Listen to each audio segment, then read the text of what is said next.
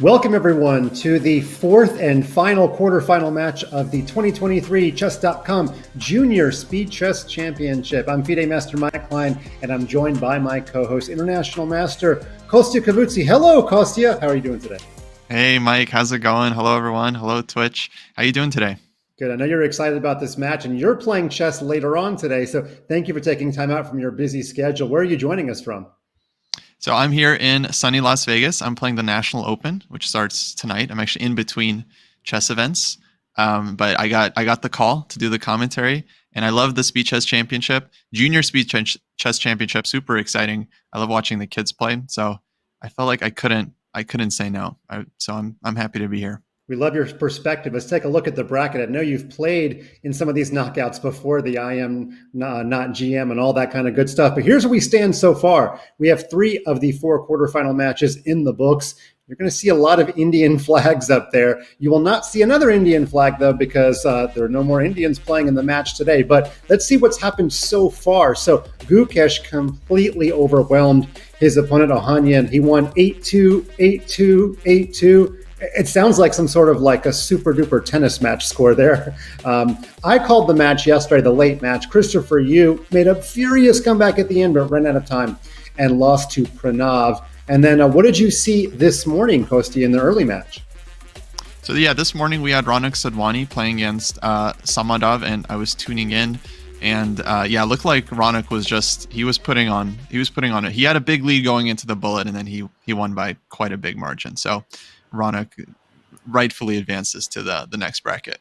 Exactly. And so we will have at least one Indian player in the finals, but we want to know today, will today's match be one of those close ones, or will it be a little bit lopsided? It's a 3 versus 6 matchup. Let's take a look at the combatants today. We have Denis Lazavik, who of Title Tuesday fame, one of the few FMs to have once won Title Tuesday back in 2021. Of course, he's moved up a couple of FIDE titles. He is a grandmaster now, against the #1 player from Belgium, even though he probably still is not old enough to drive a car, Grandmaster Daniel Dardha. Kostya, how much do you know about these players, and what are you expecting in their match today? Yeah, so I know a little bit about both of them. I know Denis Lazavik, he is extremely experienced in these events. He plays a ton of online chess. He's always doing well on Title Tuesday. He's doing well in the Champions Chess Tour. He's playing Division 3, Division 2, and all these events. I was checking his esports earnings before today, and he's earned thousands of dollars from playing these online events. So he's a demon. He's super fast. Every time I watch commentary on him, it's like none of the elite players want to play him. Basically, like think about guys like Aronian, Giri. Nobody wants to play him in online chess. His opponent Dardha, I feel like, is maybe less well known or lesser experienced, but very, very strong player. He recently played this big event in St. Louis, the St. Louis Spring Classic, which was essentially a kind of a softer super tournament. But he's also very high rated. I think he could easily win today's match, but on paper, it definitely looks like Lazavik is kind of a solid favorite. Let's take a look at him. We actually have a lot more exciting of a background and a setting for Lazavik. Yesterday, Pranav looked like he was playing in some sort of solitary confinement cell. Of course, that's a good way to focus. But anyway, Lazavik's got a lot of his awards behind him. I assume those are for chess. If he wins and if we interview him, we can ask him specifically. Maybe he's got some hidden skill. He's got some fresh light coming in there. And he looks... he looks eager. He looks like this is probably a very awkward 5 minutes for the players waiting for game 1 to start. But there are some of his accolades. 2-time Title Tuesday champion. We already mentioned he won once as an FM. He won the 2023 PCL Levitov Chess Wizards Star Player. Got his Grandmaster title last year. He's playing like a Grandmaster long before he got the title. And finished well above his seeding at the World Blitz Championship. And by the way, he also he drew Magnus yesterday, I believe, in the Title Tuesday. So his accolades keep on coming. Yeah, the kid is good, Mike. He's good at chess, and when he plays, he usually wins. That's what happens with Denis. He's very, very, very good, very impressive talent. Well, he is an invited player, and one player who had to qualify his way here is the top Belgian player, Daniel Dardha. I'll be honest with you, not somebody I was terribly familiar with before I did my research, but let's take a look at his resume. He is 17 years old, 26'19" FIDE. He is a three-time Belgian chess champion. Kostya, he won his first title at the age of 13. That is a Belgian record for youngest ever to win. He got 20th at the 2022 World Rapid. 2017 under 14 Blitz chess championship winner. And he tied for first this year at the European Championship. Didn't quite have the tie breaks, but Costa, you and I played enough classic chess and know those things don't always go your way.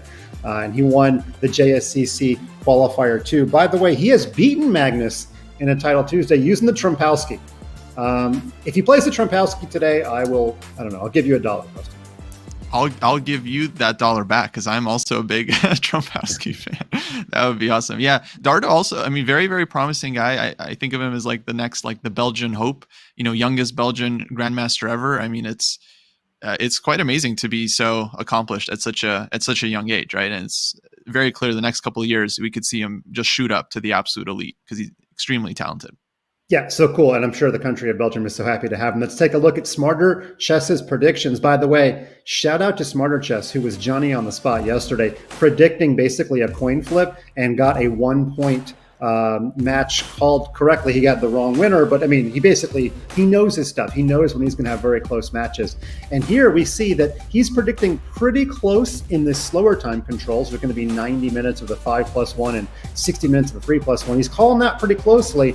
But Kostya, there is something that jumps out at me in Smarter Chess's predictions. What do you see there? Of course, like the bullet, right? The bullet is definitely lopsided towards Dennis, but the thing is, okay, it's not 1+0, right? It's 1+1. So it's not only about mouse speed, flagging speed. With the 1 second increment, if one player is in good form and the other player isn't, you're never flagging that guy, right? So I would say it's maybe a little bit closer than that, but okay, I would definitely agree with Smarter Chess that Dennis is a favorite. There you go. So I'm really excited to see this match. Chat, I want to engage you right away. We're going to get to some fun trivia I've got planned. But first, let's take a look at the time control for the upcoming match. Kostya already said there are going to be some 1 second increments. But let's see how our day is going to look. The two players will play 90 minutes of 5+1. Then they'll play a full hour of 3+1. And even though Smarter Chess is predicting an advantage in the bullet, we only play 30 minutes of 1+1. That is our entire format. In practice, there's about 30 chess games that are often played, sometimes a little less, but sometime in the 25 to 30 game range. And then if a game begins before that sectional timer runs out, we do finish out the game. We've got a tiebreak procedure too. And if I ever say the tiebreak procedure, that's a good thing, Kostya, because it means we're close. But we'll save that in case the match gets close, and we'll tell it to you when the time becomes appropriate. So Kostya, yesterday there was a lot of different openings being used. What do you enjoy more? Do you enjoy deep, sort of a battle of one opening, or do you like when the players mix it up a little bit? I definitely prefer when the players mix it up. It kind of depends, right? If you're going to go the same route every time, the same opening, you got to at least try a new. I remember there were some matches where the players, they would just go into like the same end game out of the opening. Some opening line leads to like an end game position, and that was like 7 games in the match. It's just like, all right, come on, guys. Like, it's like people are just being stubborn at that point, right? So I do like it when the players, I also think it's just a good strategy to mix it up. I've played a few of these matches, and one thing that I try to do is I try to play a couple different things with white, especially try a couple different first moves, see what they're doing, see where they're comfortable, and then maybe go back to what I think works best. And it's actually kind of a cool blitz strategy because sometimes when you're playing a match, you forget. Game 1, you get crushed in some opening. Then Game 3, your opponent plays something else.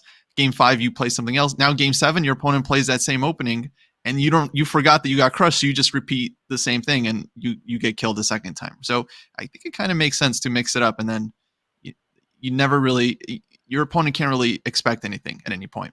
We're going to see what happens. We are seconds away from game 1, where we get to see who will be able to challenge the Indian dominance in this event. They've won the last 3 JSCCs. They've got 3 players already in the semis. Lazavik versus Dardha. It's coming up in only a matter of seconds.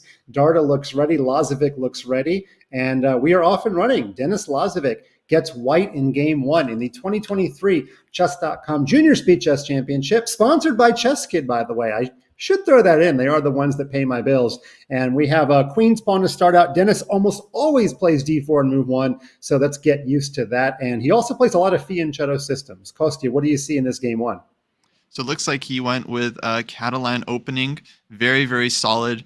I think it's a great opening. Usually you see it more at higher levels because players lower levels, they get a little nervous about sacrificing that c-pawn, but white is often willing to give that c-pawn up. And yeah, so here Dardha is playing a very solid system in response. We call this the closed Catalan.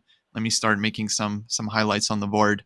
And basically, what this means is that black is just trying to keep the center as solid as possible. They don't want to take and open up white's bishop on g2.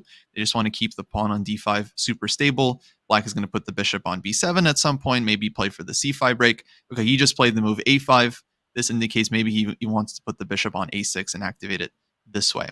So yeah, I would say it's a pretty quiet opening. This one's going to be kind of like a slow burn, but we'll see how it goes because black is often under pressure in the Catalan. I found it's tough to play these positions in blitz because you don't have a lot of time to like figure out your problem. Sometimes you have to find like a precise move. So we'll see. I'm sure Denis is going to try to just win the first game, right? Make a good first mark on the match, and yeah, it'll be interesting. Like who wins this opening battle, and then whether they repeat this in the future. I actually think we're going to see fewer openings than yesterday's match I called with Christopher Yu. He kept playing different things every single game, but with Denis being almost exclusively d4, settle in because we might have a little bit of a theoretical battle. And by the way, I teach a few kids in Chess Kid land, and this is actually a little bit of a difficult thing to describe to them. That light squared bishop, they get very concerned about it never getting out. You know, when you show them a pawn structure with e6 and c6, it goes against what you've been taught as a improving player to get all of your pieces out. And if anybody out there, don't do it now, but if you're looking for a game that shows how that light squared bishop can come to life, Irina crushed Gregory Kaidanov from Gibraltar like in 2007. That's the one that I always show. So it's somewhere in my brain, but Kaidanov actually wins with the light squared bishop. So, and Kostya, we've hung out in Gibraltar a lot, so that's right. Kind of tying everything together. But here the bishop comes to a6, which maybe makes a little bit more sense in the Catalan because the white squared bishop is not guarding that c-pawn. Yeah, actually, it's very interesting because black literally played bishop b7 on the last move. White went knight to c3. Let me see if I can go back a couple of moves here. So bishop b7, knight c3, and then black essentially just loses a move with bishop a6. Normally we say, don't do this. Don't move the same piece twice, especially just not in a row. But I guess the point is now that white has blocked the queen, right? With the knight, the c-pawn is kind of vulnerable. So black kind of improves the bishop. White goes knight d2. And because it's a closed position, you can kind of afford to give up a tempo like this. It's not the end of the world as it might be in like a much more open position. And then b5 from Dardha. So very, very interesting move. He really just wants to immediately solve his problems on the queen side, get some counterplay, open the c-file for his rook. And look at this, e4. Denis is not impressed. And he's not impressed. They're just blitzing. BC. Very interesting. Both players seem to think they're doing well here based on the speed of how they're playing. Yeah, I mean, white has tremendous pressure on the d-pawn. So even though black took and wrecked his pawn structure, it might have been getting a little bit hard to just keep a d-pawn on the board. I do expect white's knight to maybe go to a4 and open up an attack with the queen on the c-pawn. But we have our first Chess Kid mention. White has the snowplow. White has a pawn on e4 and d4, and now black has to worry about those pawns coming forward. But often, if you move the snowplow too soon, you actually end up weakening squares. So white is not looking to move those pawns yet. The knight does come to a4. Knight a4, now, you called it. Very nice move. Defending like the bishop here on b2 as well. Yeah, it's like a very nice center for white, and black did snag a pawn, but if white is ever able to win this pawn back cleanly, then he just has like a very simple like structural advantage, right? And there he goes, just takes the pawn. He's making sure that everything is defended. So bishop c4, queen c4, bishop on b2 is still protected by knight on a4, and e-pawn is still defended. So if he can just take this pawn, then he's very, very comfortable as white, because black is just left with this weakness on the c-file. It's very easy to target, right? White's pieces can just pile up against it.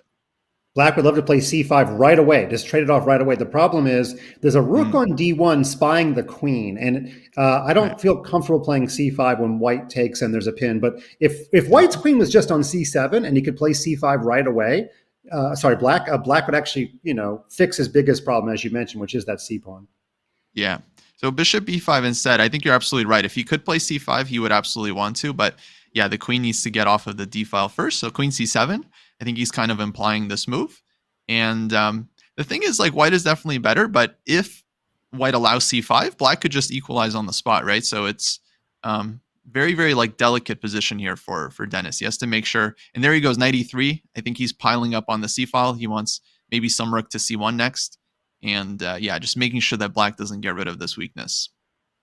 I completely agree. In fact, these positions are ones that I love to play because this whole position is boiling down to like one strategic element, which is the weakness of that c pawn. And so I find these a little bit easier to play than a lot of other positions because if you're white, you're just thinking about one, stopping c5, and only after you've done that, try to win the c pawn. So pretty direct thing going on in this game. Pretty easy for everyone to understand. Bishop a1. We don't see that very often. Why is white intent on trading a pair of rooks, do you think? Yeah, that's interesting. I think it's one of those things where it's like you just don't want black's rook to be putting pressure on your bishop the whole game. So if you can contest the b file, you might as well. And I think what Dennis has done with developing his knights to e3 and c3 is like, I feel like he wants to play d5 in response to these pawn breaks, like e5 or c5. We'll see if he goes d5 here, because here it's a little bit different because black gets to take and open up the c file. So e5 actually is a very kind of provocative move from Dardha. It's not clear how white should react to this one. Maybe DE, opening up the bishop on A1, might be challenging. But that also invites black's knight into the game, and so you're always a little bit worried. You don't want to allow instant counterplay. I wouldn't be surprised if white played knight f5 and delayed the decision, because I don't know, black could play a move that alters your decision over whether or not you're going to push or take or keep the tension. But okay, knight e2, quite passive. I wasn't expecting this. Black is doing a good job of breaking up the snowplow, but still has that weak c pawn that's going to be weak for a long time. Yeah, knight e2 is just keeping the tension. I guess he wants to recapture on d4 with the knight. Definitely looking at that f5 square. And then, yeah, Dardha just prophylactically brings the bishop back because he sees that tempo coming. Also getting out of the way of the c file for white. So now he can always kind of challenge this one if he wants to. Yeah, and if the knight comes to f5, you can play g6 right away. So now he's not even having to think about knight f5 or any kind of complications that arise from it. I'm just looking at... And black up on the clock. He's like 30 seconds ahead. Dennis just playing h3. I think he's just trying to calmly improve his position. Doesn't seem like he's looking for a big kill just yet. Yeah, Dardha a little more animated. Yesterday, the players were like statues, but you can see Dardha leading in at key moments, and he's acting. He's actually, what's funny? Look at his hat. It says Las Vegas, and you're in Vegas. Oh, let's go! All right, I'm rooting for him then. Wait, he's nice. He's not playing the National Open in Vegas, is he? He's not on the list, but I wouldn't be surprised if he showed up. Okay, that would be wild. That'd be wild if he was like on the down the hall from you and you had no way to know. That would be quite funny. Okay, so we'll see if he's a gambling man. But in this game, he's trying to solve his pawn structure problems, and in doing so, he's had to come back to equal on the clock. His time advantage is completely dissipated, and he's the first player under 1 minute in the opening round of his JSCC match. Yeah, queen takes b8. And yeah, I think at some point, white really should start thinking about pushing d5 or doing something with the center. Okay, he takes, and we'll see if he follows up, maybe like f4 at some point. It's a weakening move, but it's also very ambitious because you want to grab space. And now white has this kingside majority, and there we see it. So he has 4 pawns versus 3. You definitely want to use these pawns to start pushing black's pieces around. Yeah, let's see if when the knight moves, if white captures on c6 right away. This is one of those positions where you don't always have to be so eager to capture if you don't want to. You're actually, your knight is hanging. There's e5, there's bishop takes f6. Yeah, there's all kinds of moves here. Yeah, and your knight on e2 is hanging. So knight exactly. d4 jumps off the page as a possibility in this position. Yeah, knight d4 looks nice. Yeah, very good. Just hitting c6. And then also hitting this f5 square. We got e5 coming. It looks very nice, but he's got 30 seconds, so this is essentially a bullet game. And as they Right. say, this will be our first kind of bullet scramble of the match, because there's a ton. This is not a simple end game that they can just blitz out, right? The complicated middle game they're about to Yeah, White needed to play. avoid king h2 there because either knight sacking on f4 would have been a tactic with a loose knight on e3. So White covers up that Yes. diagonal, so reducing the possibility of all those sacrifices. And honestly, if Black can't sack on f4, then what's that knight doing on h5? So e5, I think, is a very good move to stop sacrifices. Yeah, I think no, strategically Black is lost here. It's just a question of if White is going to blunder some kind of tactic, because that Dart is just fishing. He's fishing for some sacrifice. He wants something to take on f4, on g3, but if everything is defended, he's going to find it very hard to make moves pretty soon. Yeah, I But completely yeah. agree. I was looking at double knight sacrifices with Drunken Rook. He's down to 15 seconds. Both players now. He might take Uh, now. Now's the time to just yeah, use these knights. I agree. Just take First twice available on opportunity f4. to get 2 pawns for a knight is the Yep. time to do it. Here goes. He's You're right. sacking. I think absolute correct practical decision. White has 10 seconds. You just have to try your best. Oh, but Rook B1 is strong. Where does the queen go? Yes, to self pin. Now A3 might just be winning. Yeah, e3, I wasn't seeing anything, but he grabs the c pawn now. Interesting time to do so. Only 2 Oh, and they're seconds just left for scrambling. Dennis. Yeah, just seconds each, just trying to make moves. White's completely winning, but it's all about the clock now. Oh, but I think he's got it. Yeah, it's too much material. That's it. And the Yeah, resignation. Dardha shook his head when he realized that the counterplay was over. So the first strike is struck by Denis Lazovic. He holds serve as White, and now we invert colors. Daniel plays more d4 than e4, but he does mix it up. And we said at the beginning of the broadcast, he once beat Magnus with the Trumpowski. And in game one, we already have a Trumpowski. Let's go. Yeah, bringing out the big guns. I think the Trumpowski is a very good blitz opening, because it's like not as well studied as like e4 main lines, d4 main lines, but it still leads to very sharp dynamic positions. The structures are always weird. Here Black has to play with double pawns on the king side, right? It's like very, very unpleasant in the long run in a blitz game. And if White is like an experienced Trumpowski player like Dardha is, just playing it constantly, then he's going to have huge experience in these kinds of positions. So definitely a big weapon for him. And let's not forget, Magnus once played it in a world championship, actually game one of the 2016 world championship. It's not clear if it was halfway a joke at the president-elect, which had been elected a few days before. But nonetheless, Trumpowski was played in relatively recent world championship. Okay, so in this game, we have I think he did confirm that, actually. I think he did. He did. I wouldn't put it past him. Or something. Yeah, he does that sort of thing. We have another weak c-pawn. Luckily for Black, it is an extra c-pawn, and I doubt Black harbors many illusions about keeping the pawn. So much like the last game, White is trying to figure out what is the optimal way to win it back. And if you take with the wrong piece and you allow b5, you could end up in some pain. So White plays rook c1. Computer doesn't like it, though. Yeah, we saw the question mark pop up. I think because of this move, just b5, Black holds on to the pawn. And how exactly is White supposed to win it back? I guess on b3 there might be bishop a3, for example, hitting the rook and dealing with White's coordination there. So I wonder, Kostya, while you're in the analysis board, maybe rook fc1. Maybe this is a classic which rook problem. So if the rook on f had come to c1, then b5 could be answered by the classic undermining move a4, and a6 is not playable. So I don't know. Which rook could have been the wrong rook? I think this looks good. I mean, Eval Bar definitely agrees with you here. AB5, as we can just take the rook. Maybe rook fc1 was the way to do it. I think you might be absolutely right.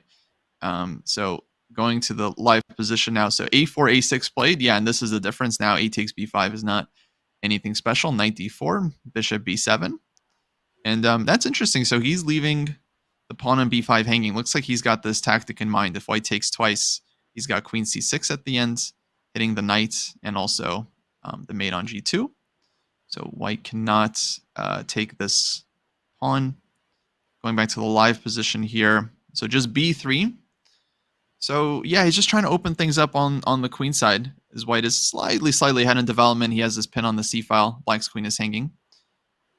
So yeah, not clear how Black should hold on to everything. Bishop b4 could be rook a1.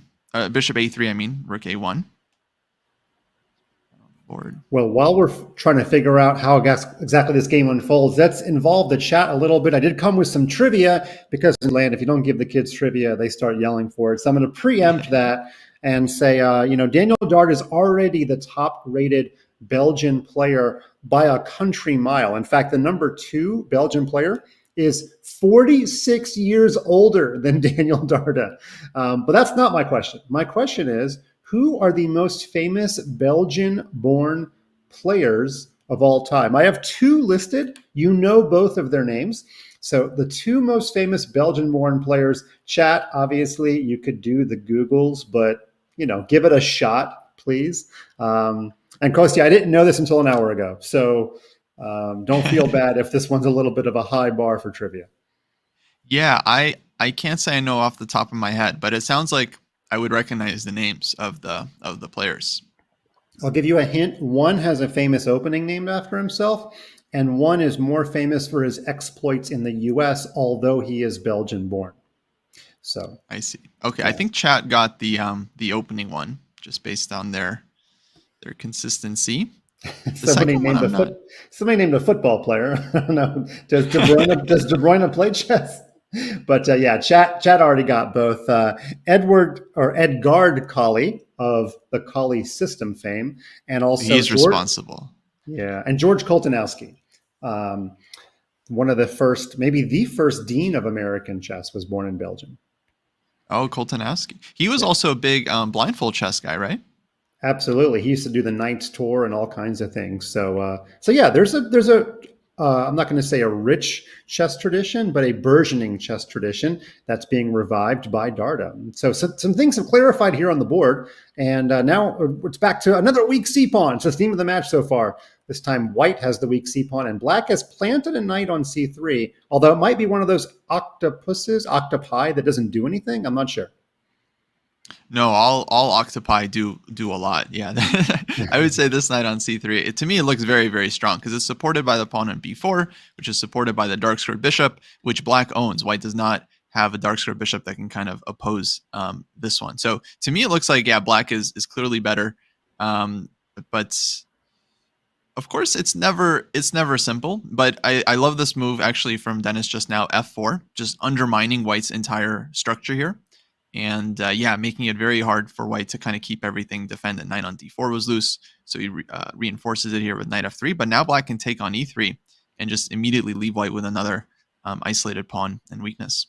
Yeah, black went from the worst pawn structure to perhaps maybe even a slightly better pawn structure after the f-pawn takes the e-pawn. And thanks for clarifying, Kostya. You now have just become my octopus teacher. Cool. Oh, chat's going to hate that. Chat is not going to like that pun. But okay. So back to our game. Undermining of the dark squares when you have a dark squared bishop, that's usually a winning combo. Yeah, that's definitely the right approach here. And the thing about these double pawns get a very bad rap, but once you trade off one of them, you still have the second pawn defending the king, right? So it's actually kind of a useful feature of the position for black. So king h1, very practical move, just getting the king off of the dark squares, putting it on a light square. White is going to have some back rank issues in the future, but I'm guessing maybe he'll go h3 at some point to make left. So black trades rooks. I feel like he's got to take on e3 at some point. He just goes queen b7, just leaving that tension, which is very interesting. I wonder if it's almost psychological, where by not taking, there's a discomfort in tension, right? That's why stronger players are more comfortable leaving tension, because they're more used to it, whereas it feels unnatural. And maybe by leaving the pawns there, he's just trying to make white feel that little bit of extra uncomfortableness. We see rook a5 with the big question mark. Of course, the players don't see this when they're playing the game. They just see the board itself, no eval bar, no question mark. So they're not exactly aware. And knight e4, I guess there was like a missed win there for black. I'd be curious, maybe we can just quickly check what was overlooked in the variations. Looks like takes and then maybe rook a8, just kind of going after white's a file, and then the back rank when the queen recaptures would have been quite brutal. Oh, that's actually easy to miss because I was looking for like E5 and direct measures to the first rank and stuff like that. But yeah, just trading rooks. White's back rank was that weak, and White has to worry about the blockade of this B pawn. And as we know, queens make terrible blockaders because when they get attacked, they have to run away. So there's just multiple problems for White here. And Dennis is looking to try to go 2-0, which would be a great start for him in this match. Yeah, he's definitely got the edge here. Looks like he might have missed another win, but at this point, it's like the players have a minute on their clock, and so even if there's like a sharp tactical win, a lot of times they're not really looking to calculate like something super concrete, right? That's like he's just trying to make like a good move that improves his position. Because Black is essentially he's playing like the squeeze, right? White has weaknesses. He wants to put pressure. He's trying to kind of like basically win this without tactics, right? Just kind of bring everything in, and then White's position collapses. Yeah, like in the previous move, Mhm. in the previous move cost, yeah, I was looking at fancy things like knight f2, check, queen takes b2. But you're right. There's probably no need to do stuff like that when, like, this move is great. You're eyeballing the e1 square. You're pressuring the rook. You might just collect the c pawn. So this is a more professional way to win for sure. Exactly. Yeah. I mean, it's a big struggle for me. I never know like when I should calculate in blitz. Like if I have 1 or 2 minutes, like should I spend 20 seconds trying to find a forced variation or just make the most obvious move? And like here, okay, he grabs the pawn. Engine doesn't like it. He has something better, but psychologically now he's a pawn up. Although maybe White can get away with taking on b3, who knows, and try to kind of liquidate a bit. But I don't know. It still looks like huge pressure for Black. And now Dardha under 20 seconds. So very unpleasant situation for him here. And if there's one thing I want everybody to realize, that eval bar does not understand practicality. So sometimes I have students who are like, but this move is +3 and this move is +3.3. And I'm like, yeah, but the +3 one is like so simple to win. Nobody would ever play the other one. So, okay, that's a big win for White to just get all of the pawns on one side of the board. Now, knight f2 check. I'm not sure where that White king's going, but when you have the knights and not the bishops, and when you're facing the strong b pawn, I'm sure that Daniel Dardha is happy about getting rid of that b pawn, but he still looks like he's lost anyway. Yeah, I mean, this is so dangerous for White's king. Knight f2 is coming. Maybe he should have played h3 at some point just to give the king a square, but it's so hard to defend this position. It's like the back rank is still weak.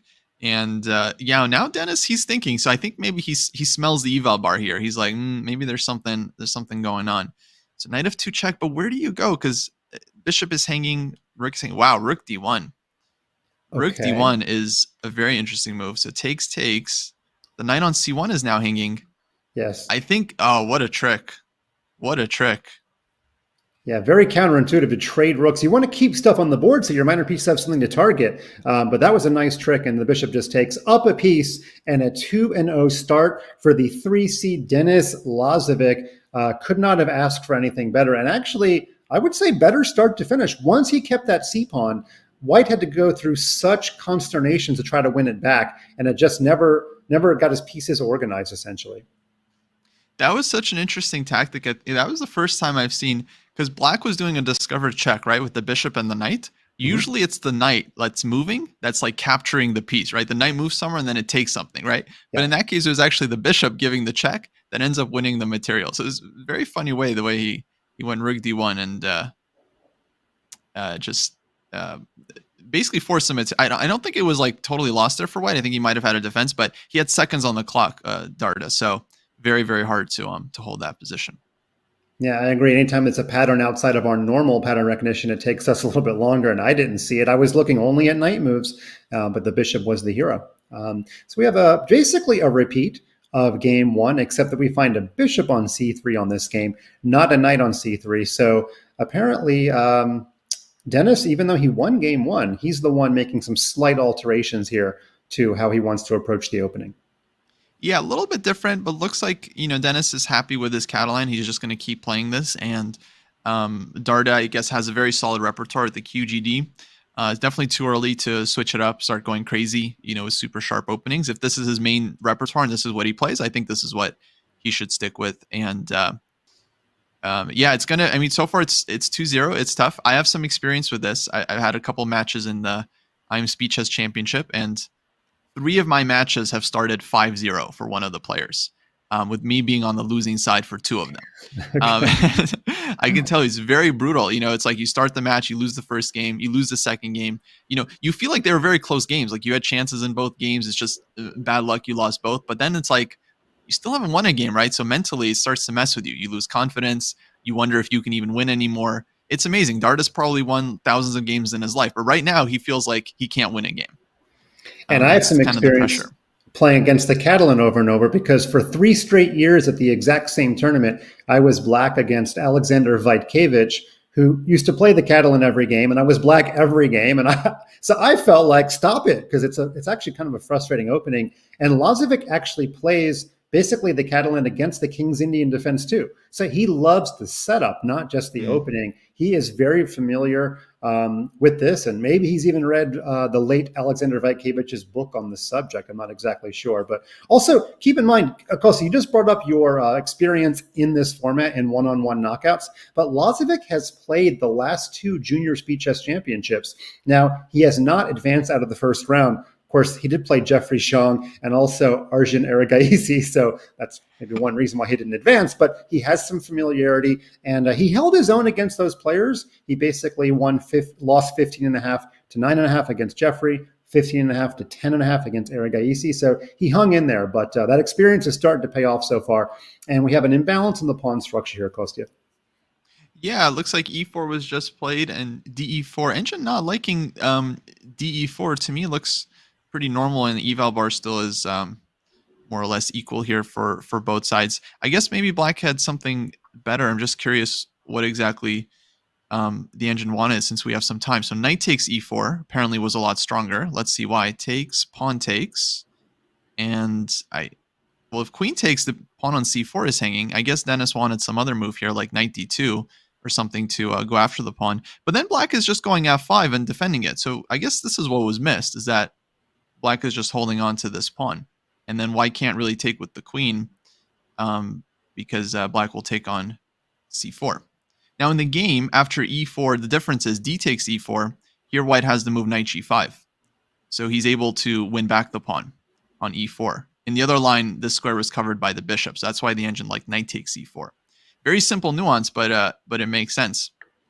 Now Dardha played very nice move e3 here, giving the pawn back, but on his terms, forcing white to weaken. You remember what Lazavik did in the last game with f4, weakening white structure. So Dardha's like, how do you like that? Taste of your own medicine. And now c5. So yeah, he's just following the same approach as last time, just hitting white on the dark squares and making it very painful for this king on g1.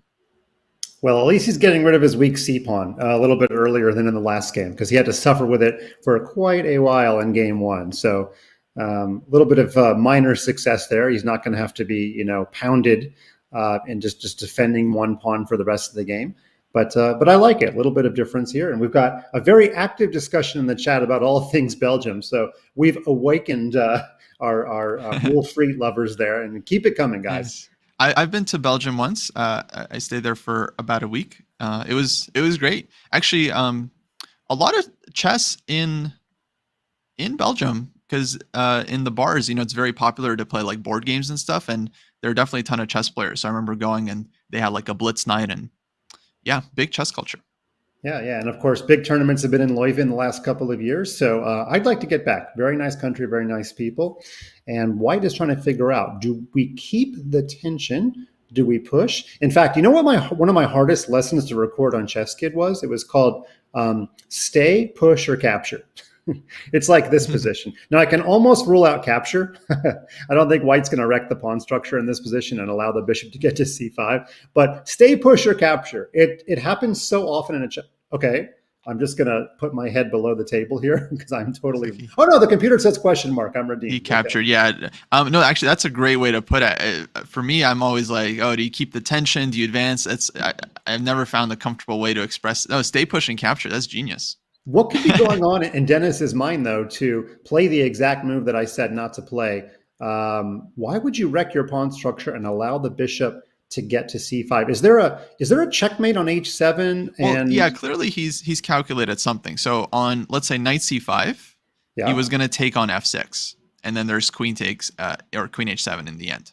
Got it. But as long as black's knight is on d7 and can recapture with the knight, then h7 is covered. So that was his idea.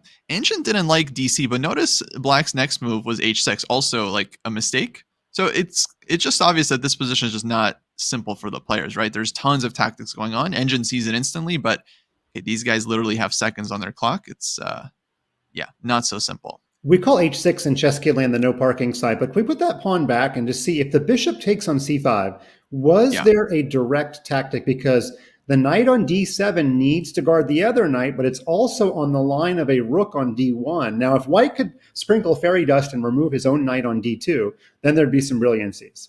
I think the only move he would really be afraid of here is because it doesn't look like white has anything, but maybe like knight e4 is possible to get scared that too much stuff is happening on f6. Engine, of course, laughs at this, but as a human, I think it is quite possible to start seeing ghosts in these lines. Yeah, luckily black has bishop e3 with a check, but okay, I get yet your position feels very tenuous after bishop takes because you could get yourself mated. So the no parking sign I understand, but now we have the c6. So the players are just like trading computer mistakes back and forth. It's such a sharp position, it's really not surprising. But now we just have this, and Dennis is down to 20 seconds here, so this is very dangerous for him. First time all match, we've seen a large discrepancy on the clock. And now Daniel is this is the kind of position that you want when you have a big lead on time, which is lots of complications still. And generally, we like to keep pieces on the board when we have a big advantage on time. The queen is being discover attacked. She could go to a7 with tempo. Let's see if she chooses that square or if she's afraid of bishop d4 as a response. Yeah, I do like a7. Just not b7, right? That would be lining up against white's bishop and just run into knight takes f6. But definitely a huge spot for Daniel here. I think he would really benefit from winning this game. I know it's very obvious, but he would really, really benefit from winning this game because he's up on the clock. His position looks good. Queen's just came off, so he's not getting checkmated anymore. Now he just has a very comfortable endgame. Black is just clearly better here. You don't need the eval bar to understand. White has a weakness on e3. Black has no such weaknesses. Black's pieces look good. Black is just clearly ahead here. And, of course, he's way up on the clock, too. All right, let's see if the man in the Las Vegas hat can get on the scoreboard here. He's got all of the trumps, as Kostya just said, and big advantage on the clock. Let's see how this is actually a nice prelude to the bullet, because in the bullet, both players are going to get down to less than 10 seconds. It's just almost required. So we're getting an early preview here on how Dennis does. He's won 2 title Tuesdays, though, so this is not unfamiliar territory. By the way, he got his bullet rating above 3,100 yesterday. Yeah, Dennis is one of those players where like it doesn't matter how many seconds he has, he's still going to come up with a reasonable move in the position. Like he's not just going to blunder like a bunch of stuff in a row or just like hang checkmate. He's like actually playing like very reasonable moves. Maybe not at his usual super high level, but like, I mean, it's just insane what some of these players can do with literal seconds. Okay, well, there's a pig on the 7th, another chess kid term for a rook dominating that second rank, and the rook slides over, but bishop d4 did prevent a doubling of the rooks. Maybe that rook should have gone to e2, so black could have put the other rook on c2, but that's water under the bridge now. Yeah, I think there was like bishop f1 in the position to be concerned with, but I agree. I think there might have been a way for black to get both rooks down, but now he's challenging this rook, so very, very good defense by Dennis here, not letting, if black activates both rooks, it's over without trading one. But since white traded one, now it's a lot safer for the king. And this is starting to look very holdable for white. Black's light square bishop wants to relocate to that long diagonal, but it hasn't been able to get to e4 or to sack that d pawn. But that's really where the black bishop wants to live. But look at this last move, g4. He's cutting off the king, and he's threatening bishop f8, rook g7. Some very, very nasty stuff. And now Dardha's pausing because he does not like the looks of that. Okay, well, the time discrepancy is down to only 15 seconds. Dardha has 20. Lazavik, unbelievable chess to get to this with only seconds every single turn. He needs that 1 second increment. And I wonder if Dardha will bail out here after being better all game. No, he's trying to get that bishop to e4. Yeah, at this point, I think black should be more than happy with just a draw, given how the match has gone. Just don't lose the game. Okay, rook trade coming. Yeah. But this is actually not bad for black because, wow, he doesn't take. I was sure he would just go for the opposite color bishop endgame. Because normally you want to trade the rooks off. He's going to be down a pawn now, right? So playing for the draw. But I think he was so in love with that bishop getting to e4, and he did threaten mate for a moment, and now he might even lose. Yeah, it looks gone now. White's g pawn has just crashed through. And Oh how to man. stop rook h8. There's no way. By the way, the players can see each other's cameras. I'm not sure if Dennis saw Daniel's reaction there, but it was not one of positivity. And instead of having the score, the margin goes up to 3. Kostya, you are maybe going to be part of another 5-0 opening, although the Belgian community is definitely not rooting for that. So 3-0 for the favorite, Denis Lazovic. Yeah, that's brutal. I mean, that game, of course, he was probably winning at various points, but yeah, not to at least get the half point, I think is very disappointing for Dardha. I'm very confused after rook takes f6 why he didn't just take the rook. I guess he thought maybe the opposite color bishop endgame is lost, but I feel like at that point you have to make the draw. Just get the half point, get on the scoreboard. And it's still a long match, you know. I mean, they're going to play for a bunch more games, right? So, I don't know if he was like trying to just win at all costs, but yeah, that was a huge risk. It's hard in chess when you're better most of the game and you have a lead on the clock. He may have just thought that both of those factors were in play by not trading rooks. We've got FM Chuck Adelman in the chat who also agrees should have just traded rooks. We agree too, but very tough in the moment. The knight on h5 not being guarded, but the problem is if you play knight takes g5, knight takes g3, hits the rook, and then we get mass hysteria with bishop takes f7, but I don't think or white just queen takes, right, defending the knight. Sorry too. Right. I guess knight takes e5 was a slightly better chance, Yes, but knight exactly. takes knight takes g3, then knight takes c6. You want to go for some real mess? Yeah, so this is always something that has to be calculated by both players, just to make sure that, you know, if black plays knight h5, they got to make sure knight takes e5, knight takes g5. These are not working. Yeah. Looks like he just went knight f1. Okay. And yeah, wait. So here we got a different opening, right? This is e4. New. Yeah. E4. Yeah. What a move. Yeah, Daniel's got this in his repertoire. He plays mostly d4, but not exclusively, whereas Denis, it's pretty much always d4. Right. First game, he hit him with the Trompowski. Mm-hmm. And he didn't do well out of the opening, right? So he switches it up this time, but he might go back to the Trompowski later. We'll see if he tries to surprise him again. You don't want to take the knight, but you really don't want to play rook g1 either. This is seemingly very good to get that knight to f4. Very annoying move. Mm-hmm. And if you take it, no matter which way black takes back, then that on f1 looks really silly. But there's no sillier move than rook g1. That is really not what you want to be doing. I don't like rook g1. I think you could take and then just move the knight back to d2 or something, but I don't know. Maybe knight e3 is interesting. Yeah, sack the pawn, and then the knight has to like run away to h4 or something. Yeah, exactly. So take, black takes on g2, king f2. Then the knight would have to go to h4. Actually, no, knight f4 is possible. Oh, knight f4 is still playable too. That's true. Yeah, to me, this would look very, very messy from white's point of view. And I definitely wouldn't want this if I could avoid it. But let's see. Hold on. We actually we got some moves. We got knight e3. But the king went the other way. And then you went king d2. See, that's smart. He saw the line with knight f4 where the bishop is getting trapped on g3. So he doesn't put the king on f2, blocking the bishop. Yeah, but now we want to see knight e3 insta followed by f5 or something. Okay. Knight e3 might have been interesting. Actually, apparently, knight h4, not the right move. But black had many moves. There was like bishop g4, bishop h3. This position, again, super, super sharp. So it's going to be pretty much impossible for these players to play with engine accuracy. In fact, if they weren't making mistakes, that would maybe even be a bigger issue. I'm not sure what you're suggesting, but yeah. This is, by the way, the event where we get to see tomorrow's stars. In fact, it's weird to call them tomorrow stars when they're already 2,600 at the ages of 16 and 17. But for those of you just joining in to the 2023 Chess.com Junior Speed Chess Championship, these are names where in like a year's time, you're going to be telling all your friends, I remember when I saw him, because the past winners of this event, Wei Yi, Nihal Sarin won it twice, Arjun Aragaisi. We've also had Ali Reza Farouja play, Jordan Van Foreest. So a lot of people, they make sort of this their coming out party. And a lot of fans, we hear about these players for the first time. So I'm really hoping that you file away some of these names, because even if you don't, they're going to be at the top of the chess.com news pages for years to come. Yeah, for sure. And they're still so young that they can make tons of progress like in the next couple of years. And it's great that they have these opportunities to just play like super high level matches, high pressure, high stress, get experience.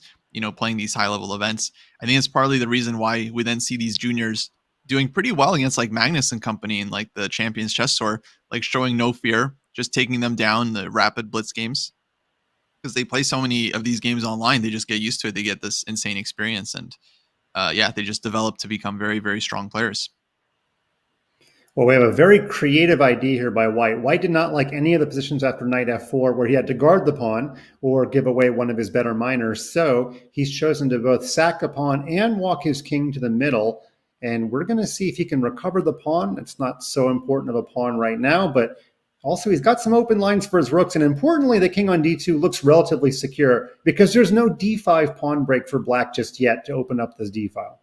Yeah, he's basically got like an alpha 0 king here where it's like, generally you don't want your king in the center, but if you have a bunch of pawns in front of it, then it is very safe and it's not easy for black to make headway. But with bishop e6, Dennis is indicating he wants to take on c4 and weaken white structure even further. And of course, in the long run, like black is always going to have ideas of castling queenside, bringing rooks to the g file, and trying to infiltrate via g2. So the position is super, super dangerous, I think, for honestly, for both sides. Like both sides could find themselves squeezed here based on who wins the g file. So there white goes, rook g1. I think he's going to look to double and contest this file as much as he can.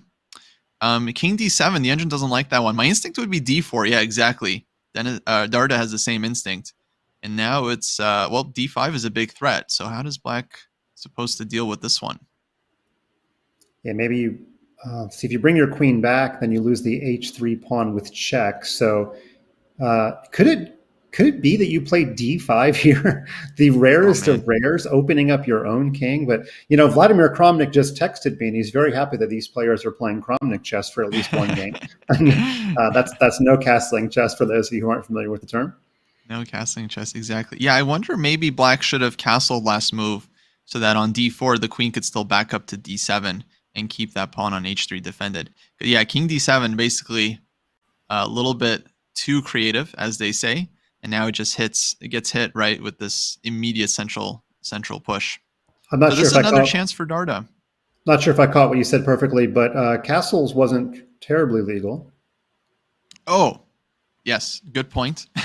But that was a teachable moment, and Kostya was setting me up because that's what I do on Chess Kid. So he was setting me up, but I didn't even notice at first either that it wasn't possible. But that was the problem. I didn't realize. I thought he was just being creative. No, now I understand. My apologies to Dennis. Of course, he would have castled if he could, but yeah, it was not allowed by the rules of chess.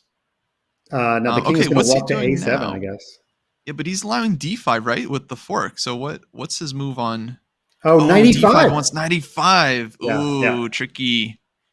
And it only works the king on c8 because now pawn takes queen is not check after d5. Okay, so Daniel's calculating this, and Engine obviously sees a refutation, but we'll see if Daniel can spot it. You could take on e5 with the knight there, and then h3 will be hanging, but. Yeah, that's true. An inverse of the previous game, though, where Dennis enjoys his first substantial time advantage of the match.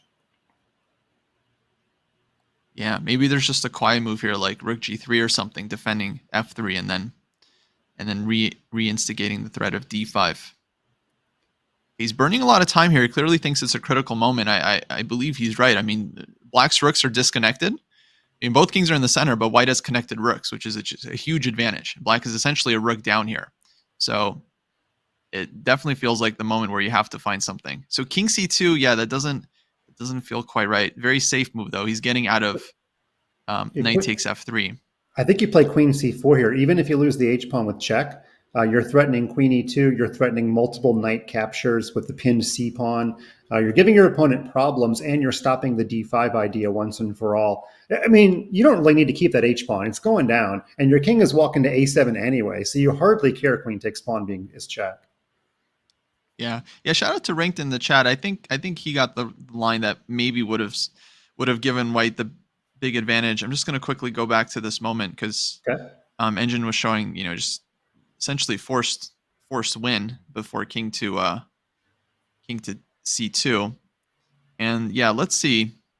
So apparently d5 was the move, knight e5, and then this of course he saw, but he couldn't find the right move here. Apparently rook af1 was the way to go. Very not obvious, just like hitting the queen, getting your own queen attacked, and then defending your knight, but keeping all the tension in the board. Definitely not easy to see, but let's go back to the live position here. And So now queen we see, c4 played. Yeah, we have to see how Dardha handles having very little time on his clock. And the queens have come off, knight e1. Looks like actually black has improved quite a lot. But yeah, Daniel in huge time trouble here. I'm actually surprised the computer's not giving a big advantage to white, because all of white's pieces are ready to jump, whereas black needs a couple of moves to get all of his pieces. And I know that white is technically down a pawn for the moment, but white's activity clearly to me is worth the pawn. But the computer says it's still within the range where black can hold. The problem is, of course, Dardha has 5 seconds. Yeah, d5, very nice move. Just shutting down the knight on d8, making it very hard for the rook on a8 to get in. Beautiful move with seconds on your clock. Now I think he's going to reinforce with c4. Nope, he takes. Knight takes, the knight comes out. Well, now black is very close to getting everything out and just equalizing. And then it's just going to come down to the time scramble. So far, Dennis, though, has shown to be very competent in these scrambles. I mean, finding not just like normal moves, but like strong moves with the 1 second increment. So this is going to be a tough one. Yeah, and Dardha is like living on the edge here. He's down to 0.3 seconds. He's down to 0.0. Clock was showing nothing. Almost not. Yeah, he's not getting the move off in time, and he flags after knight c4. The position is still okay for white, but he just had no time and didn't get the move off quick enough. Yeah, in fact, it looked like he was a little bit surprised that he flagged there. Like, I thought I got the move in, but a cool drink of Gatorade or whatever it is Lazavik is drinking there. A 4-0 lead. He could not have asked for a better start. And we are going to go into a break, but you could not have asked for a better start if you are a Denis Lazavik fan. If you watched Title Tuesday, you might have already become one. If not, you're becoming one now. But after a quick break, we're going to come back with the remainder of the 5+1 between Lazavik and Dardha. Don't go anywhere. We'll see you soon.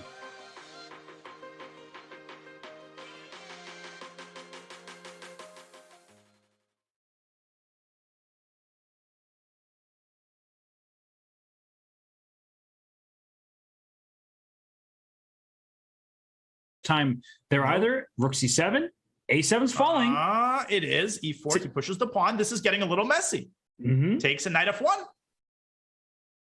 Knight f3. Like knight f3. King e4. Knight e1. Move. Oh my gosh! 0.9 seconds when that move was played. On b1. Move the rook. I was gonna say king c2 and run the king. King knight e2, g3. knight d4. Takes it. Was it? Takes an a7. White's winning. Oh my gosh! Takes it right. Knight c2 was winning. But there was checkmate in 1 for black after knight takes g3. Oh my god, that was me. And instead he played here, and they're losing on time. When knight c2 and a7 wins for white. Oh my gosh.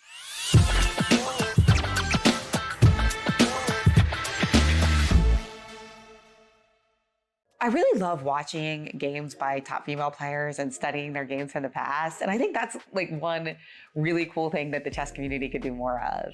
I know my friend Luciana is publishing a chessable course on some of the great games by the early world champions, Vera Benchik, Rudenko. And you can learn just as much from these games as you can learn from any game. And yet it does provide inspiration and like adds like depth to our chess culture. So about 10 years ago, I published a book called Play Like a Girl with like tactics by female chess players, and I'm actually redoing that book. And it's so much fun to just like kind of like dig in and see some of the most important tactical themes in chess: decoy, in between move, pins, double attacks, and to look for like some of the best examples by top female players. So when you hear all these discussions about women in chess, it's great, but sometimes I'm just like, wow, you should just like go study some Muzichuk games.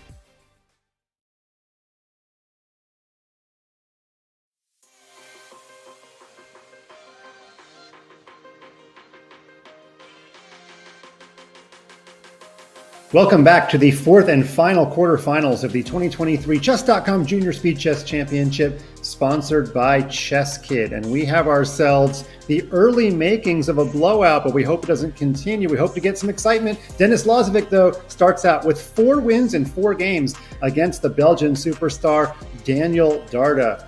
There we see it on the screen. We're halfway through the 5-minute segment. Kostya, what does Daniel have to do to get back in this match? Mike, he needs some points, he needs some points on the board. But look, Dardha is a very strong player. So far, I don't feel like Denis has been outplaying him, right? It's just in the time scrambles, Denis is clearly faster. He sees more things. He blunders less. He doesn't flag, right? So I feel like Daniel needs to kind of adjust and just avoid these time scrambles. He's very good at them, of course, but I think so far Denis has just proven to be faster. Well, the break might help. Sometimes in tennis, you fake an injury when you lose the first set 6-0, just to regroup. Kostya, you said you've started out a couple of matches on our website, Love 5. What did you do to get yourself back in those matches?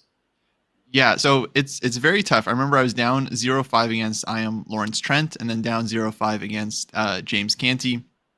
Both matches, I ended up winning game 6. And then I got, within a couple of points. Actually, against Candy, we even evened it up at one point, so I was able to bounce back. Basically, you have to keep your confidence. You have to remember, you're a very strong player. You've been playing this game for years and years and years. You can still win a game.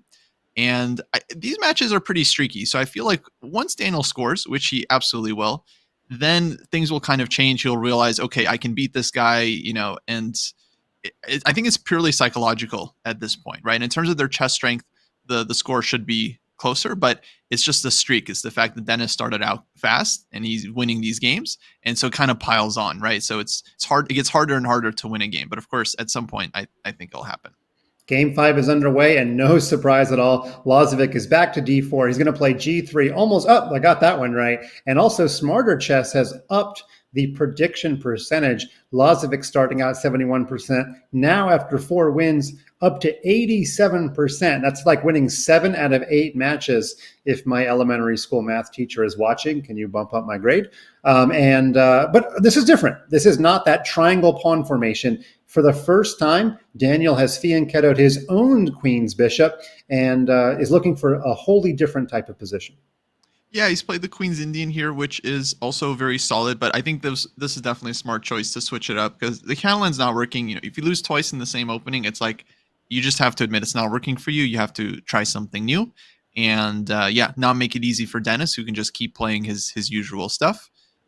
So this is also a very solid position for Black. He's just kind of trying to control the e4 square. He's going to trade off this knight at some point, either for White's knight or possibly the bishop on d2. Still kind of remains to be seen.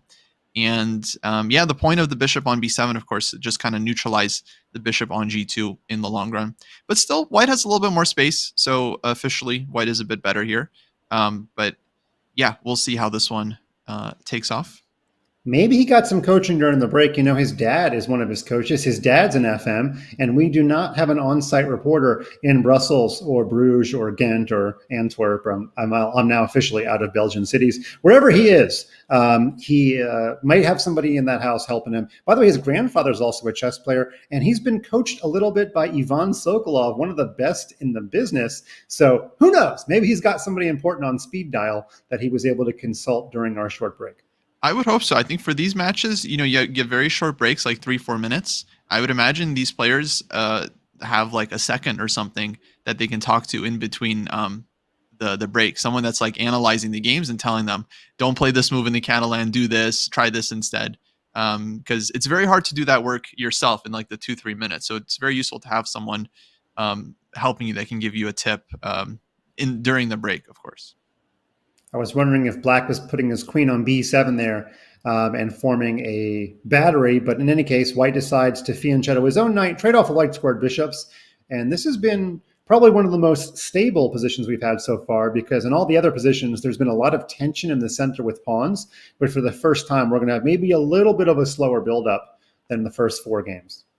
Yeah, this is going to be a real quiet one because obviously White has a ton of space, but because Black has already traded off a couple of minor pieces, it doesn't feel like such a big deal. Black's position would be a lot more cramped if there was knight on f6, bishop on b7. Then the pieces wouldn't feel like they have room. But here I think black is actually more or less okay. He's going to fight for the center at some point. c6, very interesting move. He goes back to his roots. He's like, I need that pawn on d5. I need the triangle. But here it makes sense, a lot of sense. He's already traded off white's light square bishop. Now he's putting his pawns on the light squares to kind of play against white's dark square bishop, which is in danger of becoming a bad piece. Yeah, that's really good analysis. Why d5 and that pawn structure is so much, not good. It was not good in the previous couple of games, but it makes even more sense here. I like what you said there. Yeah, and okay, we see b5. I think queen on b7 makes a lot of sense, just kind of eyeing this long diagonal in the future. Still looks a little bit better for white. He has the space, and now d5, he's pushing ahead, but it's not clear if white is really going to get a lot with this advance. Black has b4, rook c8, a lot of moves. Black has another stay push capture moment because I don't know what to do with the e-pawn. I guess if you push, weakening the f5 square is not the end of the world if you can play g6, but exactly. Taking, I think, is out. You just give your opponent a huge outpost and a bad d-pawn. But you could leave it there. In fact, he does. Yeah, and so last move threatened b4 with the pin winning the bishop. So queen d2 makes a lot of sense, just getting out of that threat. And yeah, it's not obvious because white definitely wants to take on e6 given the chance, and kind of weakens black structure. But okay, b4 hitting the bishop, b2. And yeah, at some point black is going to have to decide. Okay, he leaves it, so he doesn't mind d, e, f, e. Kind of keeping all the squares covered, despite, the weakened structure. Yeah, in fact, if you play D, E, F, E, then you have to play F3 if you really value your e-pawn. You can't play knight C4, unless you can play knight C4 with some sort of counterattack on black's pawns. But that is the drawback to taking, is that you may have to play F3 to guard your e-pawn right away. Mm-hmm. Yeah, this knight C5 is nice, hitting this one. So F3. And white also gets the mirrored c4 square, which is funny. You'll see both of these knights. But a4, again, I like how Dardha is playing this, just getting counterplay, nipping at this weakness. And yeah, he's not worried about d6 at all. And removing his own weakness, because that white knight really wants to come to c4. So he's just go ahead and preempting that idea by just getting rid of the a-pawn. Doesn't have to worry about it. So now, interesting. White goes after and gives up the bishop. Rook takes c5 from black. He could have taken with the pawn as well, but I like rook takes, just keeping the rook active, and now rook c3. And yeah, black just needs to activate this bishop, either with g6 or maybe maneuvering it to the queen side. And his position is very, very comfortable. Yeah, black's big problem, I guess, is that the bishop kind of needs to guard that d-pawn for the moment in case white plays d takes e6. So the bishop wants to be an aggressive piece, but for the moment, his team is asking him to be a defensive piece. Yeah. But that's the cool thing about bishops. They can do a lot of work from the bench. They can just sit at home defending the king, but also eventually they come out very quickly. One call. About to give you a deep cut. I'm watching the Tour de France series on Netflix. I'm going to call that bishop the Wout van Aert of the position. So sometimes he's a domestique, but sometimes he wants to win the stage. And no, I don't have time to describe that cycling reference, but maybe there's one Belgian in the chat who appreciates it. Oh, Belgian. Nice. Okay, well, queen a7, very, very kind of chaotic position. Like white structure is better. He's got the nice knight. Lots of squares for the knight. Very many squares, but king is open. The second rank is weak, so a lot of tension here for black. Knight has to kind of stay on e3 to guard the c2 square. And sometimes strong grandmasters, they work backward from the goal. So if I was white in this position, I would already be thinking, if all the heavies leave the board, I'm very happy. Because then the knight would dominate the bishop, the b3 pawn would be untouchable, d5 is yours forever, b4 is a target. So I know that's a little bit weird to be thinking about something like 3 trades, but trust me, both players are already thinking about which trades will benefit them and what kind of endgames they want. Yeah, exactly. I think white would love to trade off all the heavy pieces, because then the king would be perfectly safe. And as you said, black's bishop would be kind of stuck defending these really, really weak pawns. So rook b2. Covering the second rank. And yeah, queen h5, I think black has no intention of trading queens.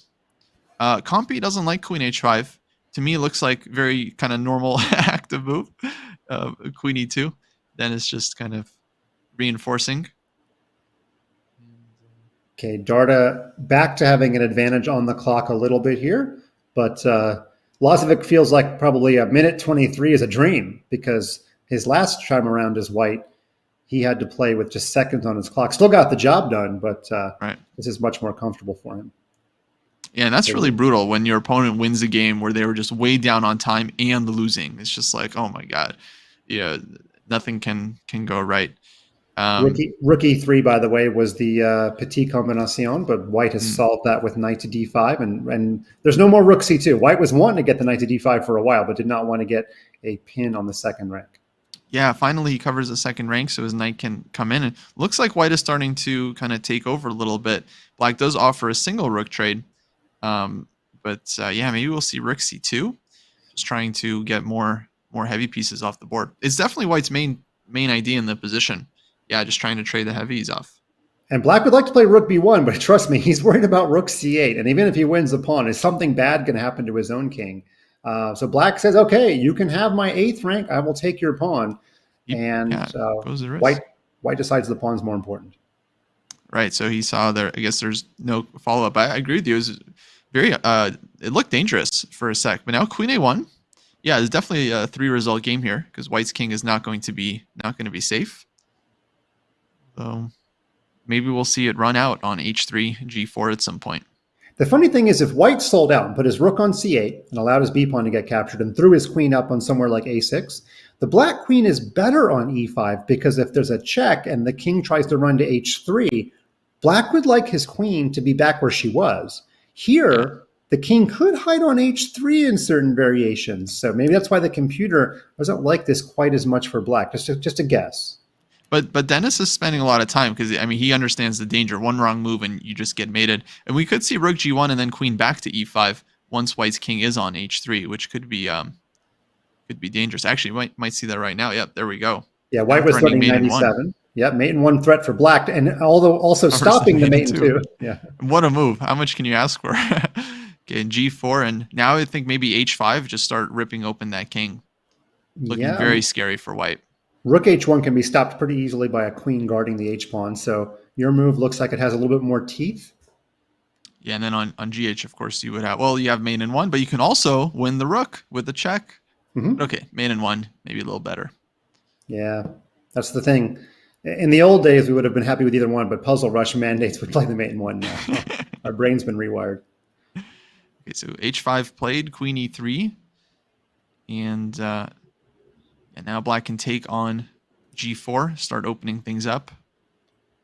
Yeah, maybe very difficult position for Dennis to play with 7 seconds on his clock, but he's also already been here before. Yeah, I think this is just a normal Wednesday for him. Queen e6, but still, I mean, the practical chances should be on Black's side. If you can just keep his cool.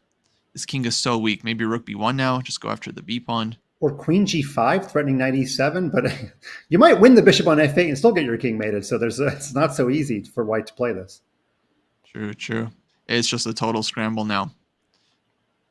2, king g3, maybe g6 at some... No, I don't think... Yeah, you don't want to weaken f6. This is tough. That knight is just controlling everything. Black is... He's circling around trying to get his pieces in. He could still win this 100%. Most exciting game of the match so far. Both players down to about 5-6 seconds each, and Dennis is trying to keep his perfect record intact. Yeah, Dennis just super fast here, looking for the queen trade. Maybe queen d2. He sees it, hitting h2. Dennis blundered. Now Black's pieces are getting in. That's it. He finds the mate. Let's go. Dardha gets the first win. There we go. He's on the board, and that should do wonders for his confidence because he won a time scramble. Huge. He won a crazy game. And honestly, it was a just point because he was not being outplayed to the level of 4-0. So getting that first point, I think in a justice way, it was justified to get it. Yeah, huge win there. And clearly someone said some empowering words to him during the break. But yeah, the fact that he wins in like a crazy, messy time scramble, exactly the kind that he's been losing, huge for his confidence, huge. I would still suggest for him to avoid these time scrambles against Lazavik, try to beat him in the middle game, but still, very, very big win for him there. We were mentioning pre-show. He looks a little bit like a young Cillian Murphy who played Scarecrow in the Batman Begins movies, but he needs a little bit more Bane. He needs a little bit more of that in him. So we'll see if he's got two personalities. He looks about the same here. It's still so early in the match. You can't get too down on yourself. Yeah. And he tries a new opening this time. So he went from the Trumpowski, then he played e4.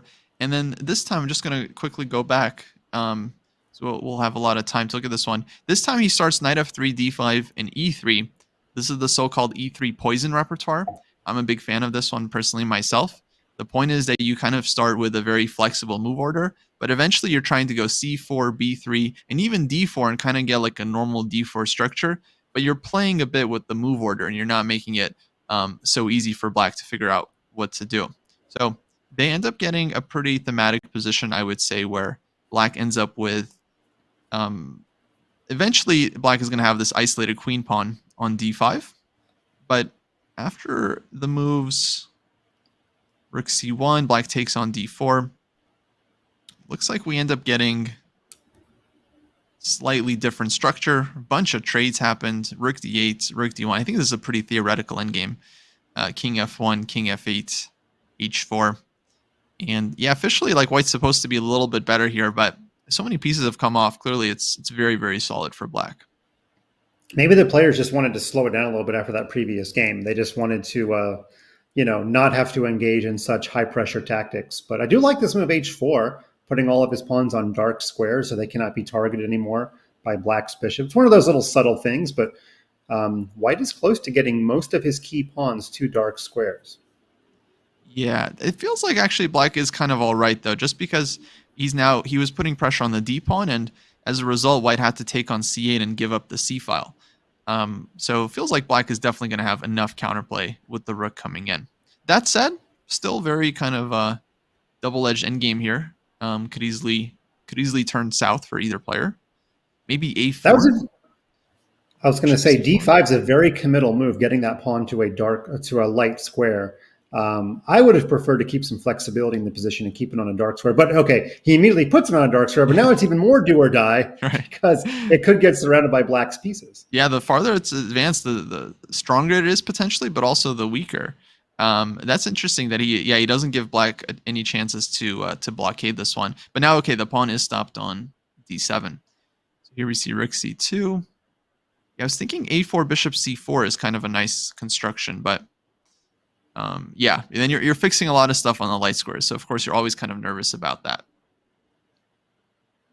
I wouldn't be surprised if somehow the king walked to e1 and the game ended with a rook d2, rook c1 check, rook d1, rook c2 idea, but we're a little ways away from that.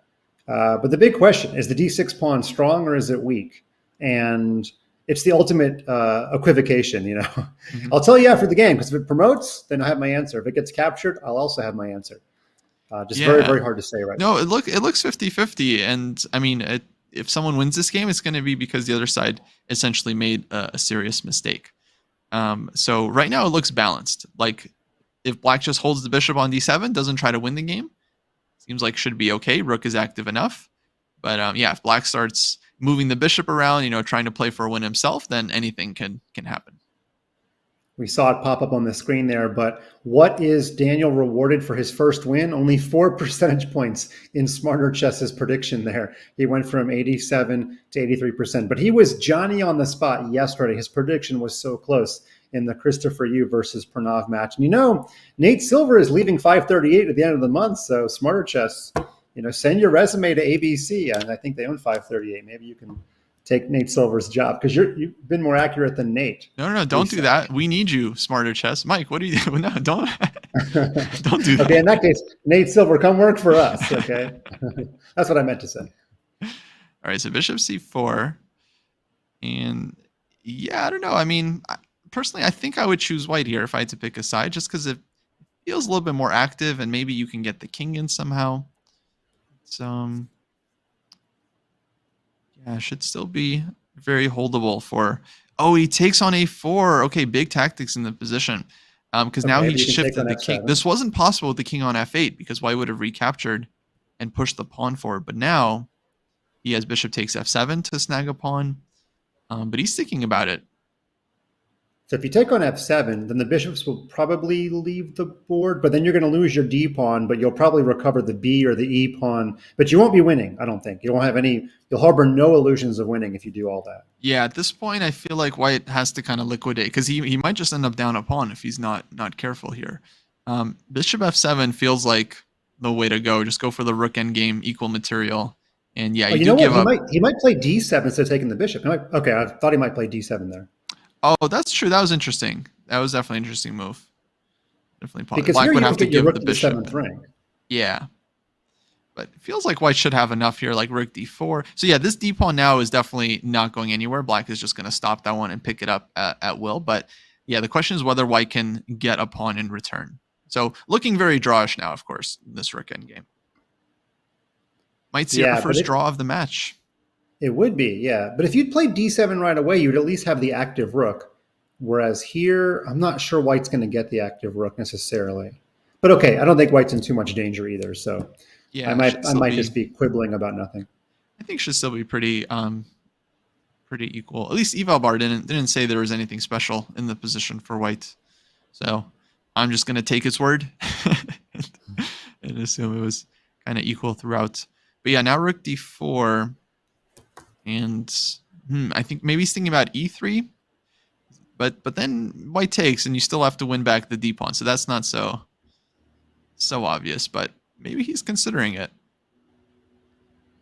Yeah, and if e3, white's not even required to take. Is white required to take? Maybe white is required to take, because if you play f3, black might play rook f2 check, and after king g1, rook d2, and now you're getting yourself in some trouble if you're white. Right, and he just goes a5. What a move, man. So a lot of people like crazy tactics. This move is really unexpected. Just a5. Okay. Interesting. Just stopping any rook b4s in the future, kind of like prophylactically. Yeah, maybe black will go for rook b2, rook b4 even. Exactly, yeah. So b6. So yeah, actually Dennis, he's kind of like, he's creating an agenda here about how he's going to win the game. He wants to win this a4 pawn, and then he has 2 queenside passers, which of course is very dangerous. All right, don't go king c7 now. Not be good. Rook b2.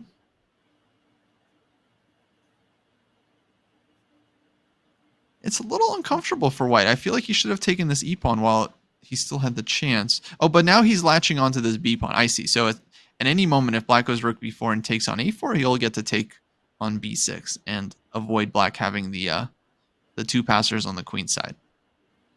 Right. It would be a bad moment, though, to revert back to the e pawn, because now if rook d4, rook b4 looks good for black. I'm not sure if it's winning, but black has all the winning chances. So yeah, that's what this whole a5 b6 idea was all about. Exactly. This looks like, well, yeah, I think the pawn is just promoting white's king is not in time. So this is, oh, I'm sorry, the white's king is in time, but okay, black's king is in time too. Defend it as well. Yeah. So g3 instead, rook b4, h5, and he's not panicking. He's just waiting.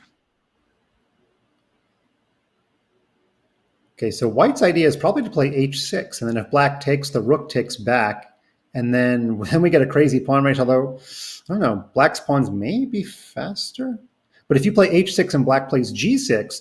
Then you have this permanent thing you have to worry about with a white pawn on h6 that's so close to promotion. In fact, there'd almost be a trick. Rook takes g6. I feel like rook g6 would work. Yeah. If g6 here. I think you're right. Yeah. So g6, rook g6, and then black's rook has no way of stopping the h pawn. Eval bar confirms. Very good. We did not mess that up. Now it takes, and rook takes b6. Let me go back. Live position. Okay, looks like the pawns are getting traded off now. Right, so technically black is up 2 pawns, but might still not be winning. Now it's down to 1 pawn. It's going to be down to 0 pawns. And it's gone. We kind of needed this, though. We've not had any game like this so far this match. So the players, the commentators, maybe even the fans, we needed a very, very subtle rook endgame where not a lot happens, but we catch our breath a little bit. Yeah, no, I feel like this was our first solid draw of the match for sure. And that's it. They just repeat moves. Yeah, black can't really play on here because white's g-pawn, of course, is always going to be a problem. So the players rightly agree to a draw. And okay, still big lead for Dennis, but I think that's also kind of a small win for Daniel, right? Just like the more points he puts up, the better. Also, the more money he gets, period, from the match. So every point counts. That's right. No real reaction from either player, but we haven't mentioned much of the prizes yet. It's $1,750 to the winner. Not bad for an afternoon of chess. And then also a split of another $1,750 depending on the match score. But not only that, honestly, we always say that if you win the quarterfinal, you get $1,750. But because you're guaranteed money in the semifinal, you're actually winning like close to, I don't know, 2,500 or 3,000 because the prizes increase, but 45,000 total dollars are on the line. We already gave away 5,000 in the qualifiers, which, Daniel picked up some money. Dennis didn't have to qualify. So a lot of money at stake, and there we do see it on the screen. So, but every game is worth like 50, $100, even if the score becomes more lopsided. There's still something to play for. Wow. No, that's good change. Imagine every one of your 3-minute games is worth like $50. That's pretty cool. And so I just want to say there's 20 minutes left in this portion, which means that basically we're probably going to have 2 games, this one and then one more game, and then that's going to be it. So the best that Daniel can do in terms of catching up is to make it a 1-point match, which I think would be incredible given the 4-0 start. And he's played a very kind of aggressive opening here. By bringing the bishop out to h3 early and challenging white's bishop there on g2. And they trade off, and now I think he's going for the triangle again. He wants c6 and d5. It's funny. You can't escape your vices. This is the second game in a row where the pawns have not met each other in the center. But as you pointed out, it's also the second game in the row where black can decide whatever kind of pawn structure he wants and might go for the same one. But I think this is a lot worse than Dardha's last black game. If you remember last time he played the Queen's Indian, he traded off that bishop on b7, but he also traded off a pair of knights. Here there's 3 minor pieces on the board, and to me it just looks like white has a huge space advantage. It's just kind of like a classic King's Indian position where black has traded off their good bishop on c8. So yeah, d5 here, very obvious move from Dennis, and I think he's just clearly better. Yeah, the rook's not on f8 where it usually is. You don't have your bishop on c8 to participate in the attack on the h3 pawn.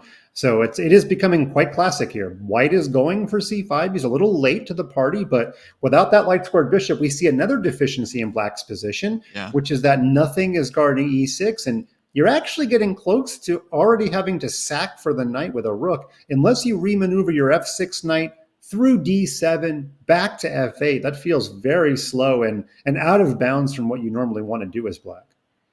Yeah, I'm not sure if Dardha is like a big King's Indian player, but he's definitely getting a King's Indian lesson right now. You generally don't want to allow knight g5, knight e6. Even if you do have a bishop on c8, it can be dangerous. But here, I think it's just devastating. Of course, the game's not over. It's still a King's Indian, so there's always going to be kind of tactical chances here for black. But yeah, strategically, white is extremely ahead here. Yeah, some of my most fun games that I've ever won in black and the King's Indian, the computer has said I'm like -5 for the better part of the game, but yet I'm still proud of them because I'm like, well, that's normal. You're supposed, if you're not -5 at least at one point in a King's Indian classical, then you're not sacrificing enough stuff. Yeah, you're doing something wrong, right? If you're not just busted every other game. Totally agree. It's all about the practical chances. I don't know. You study any great King's Indian player, they all have lots of games where they're just way behind, losing. But then they turn around and pull it out in the end. No, it's just, very, very double-edged opening, especially for blitz and rapid time controls. You see these things being extremely double-edged. Okay, Engine hates that last move, knight h5.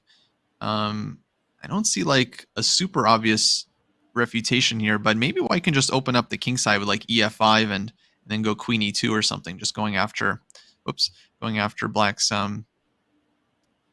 king there. Yeah, black's knight is trying to get back to g7. That might be the actual answer. It's like we're so focused on the king side and that knight on h5, but wait a minute, How do we guard c7? Yeah, Mr. Yeah. Puzzle Rush over here, Dennis. Yeah, just knight b5. No, that's game over. That's just devastating. Yeah, Dardha wiggles his head. That's the Nakamura reaction too. The whole like, yeah, like where you really care, but you're pretending you don't care. He didn't see it, and he can't hide his poker face, even though he's got that Las Vegas hat on. Right. No, if he saw it, he would have played a6. That you don't need to read his face to to understand that. Well, we are back. That's a big one. We are back to my octopus teacher here because we're about to have double octopi with both knights swarming into the position. White doesn't even have to take on c7 right away. White could do some other move. White may not take any of the extra pawns and might play rook f1. How much does White want to screw in the position? How much does White want to... G4 is a move, just like kicking White the knight back. But okay, he just takes on c7. I didn't really see anything wrong with this, just grabbing the exchange. And all right, Black is going to have some counterplay, at least on the king side. I don't think it's really like, as over as the eval bar ish. Of course, with like engine perfect play, yeah, White wins this every time. But it's so easy to blunder a knight fork, and I think anyone that's played a decent amount of chess understands that. There we go. There's another one, knight c7. Oh, yeah. Boy. And it should be noted that if White plays g4, Black will play knight h4 check. And honestly, I don't know if we have a hazard pay, but too many knights is bad for my analysis. So, but White is running all over the board here. Black is now down 1,000,000 points. But as you said, Kostya, in the King's Indian, you're supposed to be -5 at some point. I think he might be closer to -10. But there's a lot of stuff aiming at the White King. Yeah, he's just going all in. And let's be honest, Mike, we would still lose this against either of these players. We would find a way. So it's very, very tricky. I mean, immediately Black is starting queen takes G. There's a lot of pieces aimed at White's king side. I don't think Dennis is laughing here. I feel like he probably thinks he's winning, but he knows he needs to be extremely accurate at this moment. Okay, let's try to find some accuracy. I mean, queen f2 jumps out. Doesn't actually guard the pawn, just brings stuff closer to your king. G4 looks wickedly bad because the knight jumps to h4 with check and then to f3. Although it's one of those things the computer wouldn't feel fear. I don't know. You don't want to let the queen take, though. I got to shout out the Chess Dojo for rating. Welcome, welcome. Watching the Junior Speed Chess Championship here. Lazavik against Dardha. And I had G4. Wow. I had dinner with one of your dojo buddies. I can report that Jesse Cry knows how to eat shellfish with the best of them. So I had dinner with him in Charlotte last week. All right, so he did play G4. The knights are swimming. We are going to get hazard pay, Kostya, but can White's king survive? It looks survivable. I mean, that queen on c2 is doing a lot of work in this position, covering the second rank. And yeah, I think at some point the tricks are just going to run out for Black. Looks like Dennis found a very clean way to just use his extra material, not let Black's pieces in. King h2 here, yeah, inviting knight f3 check, so you can just take the knight on g3. And I think at some point Dardha's just going to call it. The funny thing is you win the exchange. Knight f3 check, king takes g3, queen h4 check. And then you win the rook on e1 cleanly, but White might actually give both rooks for both knights, and that's actually what we might see happen in this game. That's a great line, yeah. Knight f3, yeah. Just give up, and just because you leave yourself with the extra knight, which is always going to come out. So as long as you don't get mated, you don't allow any kind of perpetual. Eventually, knight's always winning. So let's see if we see this. Yeah, I think we are going to see it. Oh, queen e1. Oh. Okay, Puzzle Rush, a note to myself, got to do some of that. Beautiful. I mean, it doesn't win, but actually... Dardha had that one ready to go. He was calculating.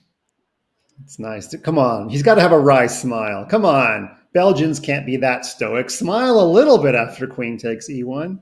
No smile? Dang. No smile. Well, the game is still very much in the balance, so I can understand why. He's still full rook down, so yeah, I don't know how happy he can be. But okay, it's tricky now. It's like, maybe just, does Black have a threat though? I guess, can you just start bringing your knight back? I was trying to find a way to take the queen, play king f1 and play c5 and win, but direct methods don't work. The Black king is close. He does have a threat. He's starting knight h4, Mike, with a perpetual. Yeah, I'll buy that. He did take, yeah. He takes. And now he has to win the knight end game. The c5 breakthrough doesn't directly get the job done, but it's an idea. Wow, that's a very tough call. And Evalbar agrees that he was correct to just go for the knight endgame. Do you remember how much material Dennis had in this game? He was down one knight for 2 rooks. Yeah, one knight. Dennis was up 2 rooks for the one knight. Yeah, I mean, yeah, amazing. And now the knight has survived. But yeah, he's still doing very, very well here. He's got the extra pawn in this endgame, but long-term winning chances just because of the queen side and Black's e-pawn being weak. Yeah, this is the problem for Dardha. He was down so much that he won a boatload of material, and now he's going to have to suffer through a knight endgame where he's can only lose, can't really win that I can see. But the knight's battling now. The computer doesn't like that move. Knight d6, beautiful. There's the reason. Thank you, nice Dennis, for teaching us why. Now he gets the king and pawn endgame where he's not going to be a pawn up, but effectively he will be because Black's double pawns are going to count for nothing here, whereas White has a very clean 2 versus 1 majority after Black takes on b6 here. So yeah, I think super instructive from Dennis. So he uses the diagonal march of the king to come into the position, which I think is a better try. If you just win the b6 pawn, that is elementary. 2 versus 1, the pawn will be a decoy. And if I'm speaking too fast for you, go do some lessons on chess.com or ChessKid. If you do them on ChessKid, you'll hear my voice, and I apologize for that. Now, if the king takes on a3, White will play king c3, and I think the king will march up into the position. And this g5 move guarantees White a tempo whenever he may need it, because now White can play h4. I love g5 from Dennis here, exactly. Because now you fix the h7 pawn, you always have this extra tempo if you need it. Mm-hmm. And just makes life very easy for White. Yeah, now we're back to the 2 versus 1. White can win with really anything. He's going to eventually play a5. He's going to use the b pawn as a decoy. I guess he could play a6 here if he really wanted to, and he does. And this is super easy. Yeah. Basically resignable. And I think, okay, Daniel playing this out in hopes of stalemate. But yeah, just resigns with mate incoming. Very nice game by Dennis. I mean, he wins so much material. He wins the first exchange, then the second exchange. Then he has to give it all back. That's very hard to do when you're up so much material psychologically, to give it all back and then convert this technical knight endgame. I mean, credit to Dardha though. He was completely lost, but he managed to actually make it very, very close. That's why we love King's Indians on the broadcast. That's why James Canty was calling for more of them in today's earlier match. But nonetheless, Dennis defeats the King's Indian and gets the margin back to 4 games, his largest of the match. But we have seen many knockout matches in chess.com history get reversed after a 4 or even 5 game margin. There may have been a 6 game that I don't recall, but that's about the upper limit. Daniel does not want to let it get any further than 4 games. Yeah, I'm just wondering what could happen if Dardha just played the King's Indian, right from the start, rather than, going this kind of roundabout way to get one. If you could just play a King's Indian straight up, maybe can create some serious chances. Yeah, I definitely like that idea. So maybe his FM dad is watching and he's listening to us and likes our advice, but I'm sure he knows his son way better than we do. Maybe Sokolov's watching, You have Sokolov on retainer, then that's a pretty good man to have in your corner. Absolutely. Yeah. Well, he definitely needs some opening tips. So far actually I feel like his play has been well. His openings haven't been the best. Here I feel like Black is equalizing pretty comfortably, though it'll certainly be a long game. White's definitely has a lot of play here. For those of you just joining us, this is the 4th and final of the quarterfinal matches of the 2023 Chess.com Junior Speed Chess Championship. I'm taking a little break from my chess kid duties, but I'll throw the hat in there. And we even got Peshka watching along with 5,000 other friends. And we're going to see which of these players tries to challenge the Indian hegemony. Hegemony? I'm going to not say that word ever on the air. Dominance. Hegemony. Dominance. The Indian dominance, because 3 Indians have already qualified for the semifinals, and Indian juniors have won this event for the last 3 years. Understandably, they're so good over there, but a long way to go before we can crown any champions. Yeah, I mean, the way Dennis has been playing, I would say he's not he's not playing second fiddle to anyone. He could easily win this whole thing. But okay, he's thinking here. Thing is, it's still going to be a long match. This is probably going to be the last game of the 5-minute portion, but then they got the 3-minute and the 1 minute. But who knows? I mean, Dennis might even increase his lead. I mean, I think that's what Raunak did earlier today. He was leading going into the bullet, and then he increased his lead after the bullet. So brutal. Yeah, he won his first 6 games. Hegemony. We're going with that, but we're not going to say it again. I gotta have to get it out of my brain. It's out of my brain, and we're back to chess. Oh man. Yeah, a lot of favorites still in. Gukesh, this kid Pranav, very impressive. I mean, to beat Christopher Yu is super, super strong in these formats. So that's huge victory from him. And it should be mentioned that we've already talked about the money. You saw it up on the screen there. But if you win the whole shebang, you get an automatic invite to the chess.com SpeedChess Championship, otherwise known as the right to lose to Nakamura or Magnus. No, just kidding. That's a big feather in your cap, because whoever comes out of this event to qualify for that one probably will be the youngest. And it's a cool spectacle to watch the junior player qualify. And you never know. I mean, International Master Anna Zatonsky, the last seed of the Cairns Cup, won the whole thing. So you just never know in chess. Super impressive.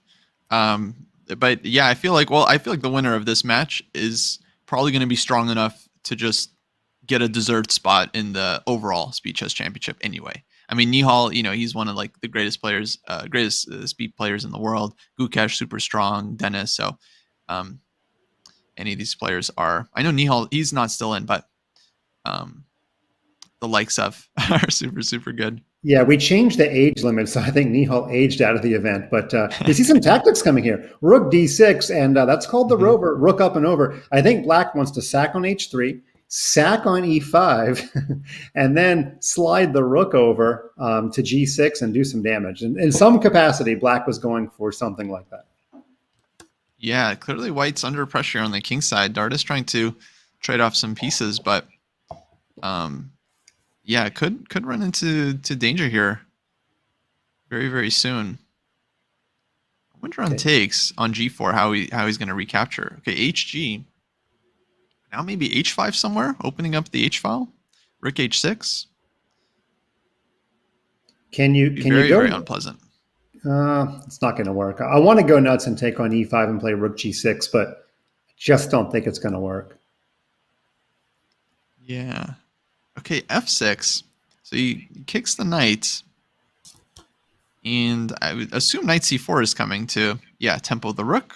Rook e6, defending this pawn. And now, this g pawn is just kind of hanging for white in long run. So queen e2 or something has to be played, but... Yeah, you can never play f3 because then both black rooks activate. So, yeah, like just takes, opens everything up. So queen e2. Okay, so looks very comfortable for black. Time to play king h7, king g6, king g5. Just take the pawn.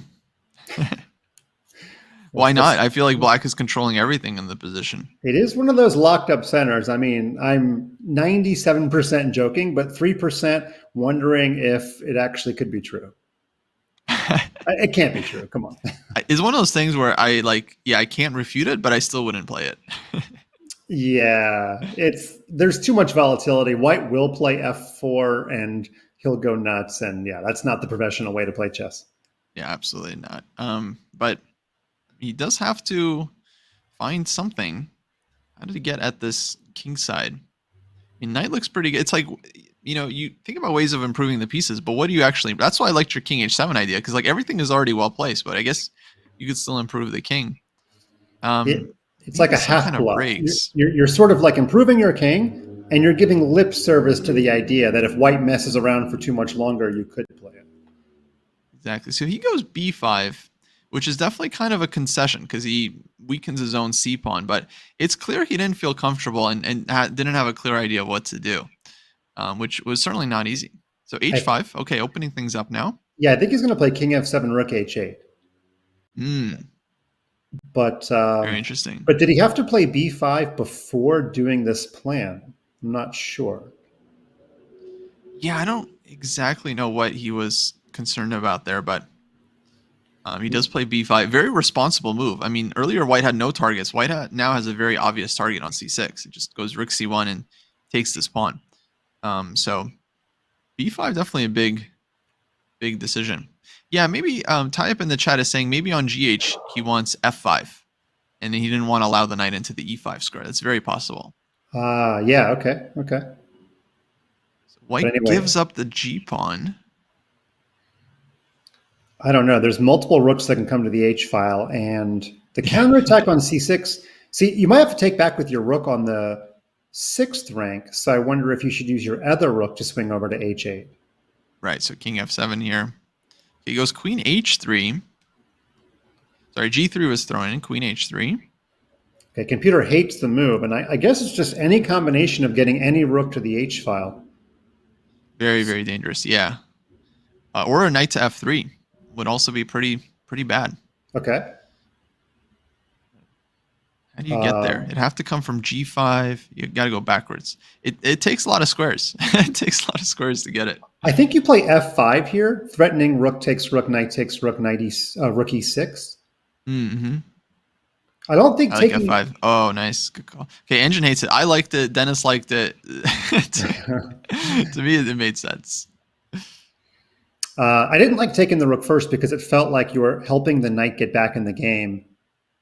Okay, so now the idea is if you take with the rook on c6, White will take back with the rook and prevent the plan that we've been talking about. Yeah, maybe king f7 on that last move, and then rook h8 could have been very strong. Mm-hmm. It's very possible. But okay, rook c1. Clearly White under huge pressure here. Okay, it's officially the final game of the 5+1. Will the margin be as much as 5 or as few as 3? Still a lot to play for in this game, but the match clock does not matter anymore. What matters is the game clock, which is Dennis finding himself 30 seconds behind, but with a big attack, and now he goes for f4. I don't think you want to allow f3. F4. Yeah. I think you better take this one. Yeah, so on gf, he wants like g3, just ripping everything apart. On ef, I think he wants e3. The other pawn pushes. So yeah, that's what we call a breakthrough. Tons of breakthroughs. It's a nice spot, Kostya. And I like how Black switched plans here. He definitely wanted to get a rook to the H file, couldn't do it. And now Kostya has found the right idea. The rooks are breaking through after all on the E file. Yeah, it's not too hard once, Lazavik plays f4, figure out what he's up to. Okay, now maybe you hide your king on f7. If you go to h7, the queen gives check. There's some checks, right? Exactly. So he's thinking about it here. Oh man, it's still 15 seconds. It's just amazing how accurately they play. But okay, king h7 was not accurate. Holy moly, look at that. I think this one tempo might make a huge difference. Queen c2. Mm-hmm. Yeah, I don't goes know knight why c6, and it's too tough. This position's too hard. Okay, there must be some kind of direct method rook here. e3. Yeah, just go after g3. Okay, simple. Yeah, this is just collapsing for White. There's no counterplay. Rook and knight are too far from home, and this is just game over. You have to play queen h2 and give away all your pawns to survive, maybe. Just to get the queen queens h2, off. rook e1. No, queen h2, rook e1. Rook e1. Yeah, it's game. Blundered this move. I think he had to try it anyway. I mean, it was basically lost. Wow, rook f1. Yeah, not really needed, but okay, professional move, I guess. What a nuance! Dang. Okay, now we really are never going to get this time back in our lives. We're just playing moves. And there we go. Dardha loses another one. He was only able to accomplish one win in the 5-minute segment. You can see the light is going down in Dennis's house. Doesn't even have the lights on in his room, dude. Not on his chances to win. Yeah, we can't see the medals anymore, but he takes a 5-point lead. He's up 6.5 to 1.5 going into the 3-minute segment. Very, very impressive play. Are you surprised so far, Kostya? And actually, we'll get your thoughts in just a minute. We are going to go on break because the 3+1 is about to start. Smarter Chess think it's going to be close. I'm excited to see what it is. So don't go anywhere. When we come back from the break, we're going to speed things up.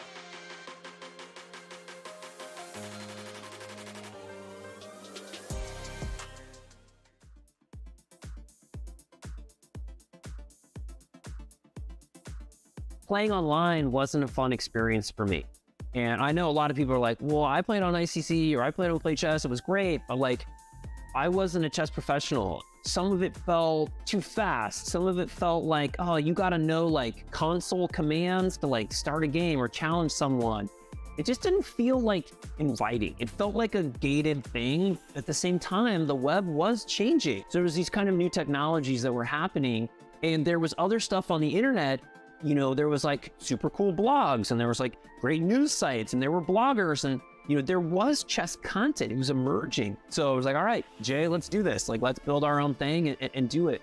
You know, this is not a knock on what anyone else was doing. It was working really well for some people. But again, for me, where I sat, what I wanted, temperature of porridge I wanted in this story did not exist.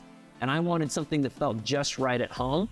And that's what drove me to build what I wanted as a chess fan. I started a chess teaching business in elementary schools where I wrote a curriculum and I hired instructors, and I would get kids excited for chess and they would go do that. We ended up doing chess in like 100 schools. And this is while I was going to college. That kind of led to this opportunity where I was like, man, I'm like buying a lot of chess sets and there's a lot of interest in chess. Maybe I can get a discount if I buy them from China. And so I started buying and importing chess equipment from China. I started a website called Wholesale Chess where we were selling chess equipment online. This is long before Amazon was like selling everything. And I did the business, the teaching business, and then I did the e-commerce business. And then while I was doing the e-commerce business, I was like, oh, this is getting really tough to like pay for ads and compete. And I was like, oh, I really want to do a chess community because then people will come for the community, but they'll also buy some stuff. So it'll work as like a self-sustaining business model. Plus, as a chess fan, like, where's my home? Like, I wanted the MySpace of chess. I ended up buying the domain name chess.com out of bankruptcy for $56,000. So we started building like the MySpace of chess. We were building a chess community, and that's kind of how chess.com got born. And that's kind of my interest in chess, was like, as a business, as an e-commerce, as a fan, as a community member, as someone who was playing on other sites like Yahoo Chess and stuff and was very unhappy with it. I wanted a place that felt like home for me. And that's my relationship with chess and chess.com in a nutshell.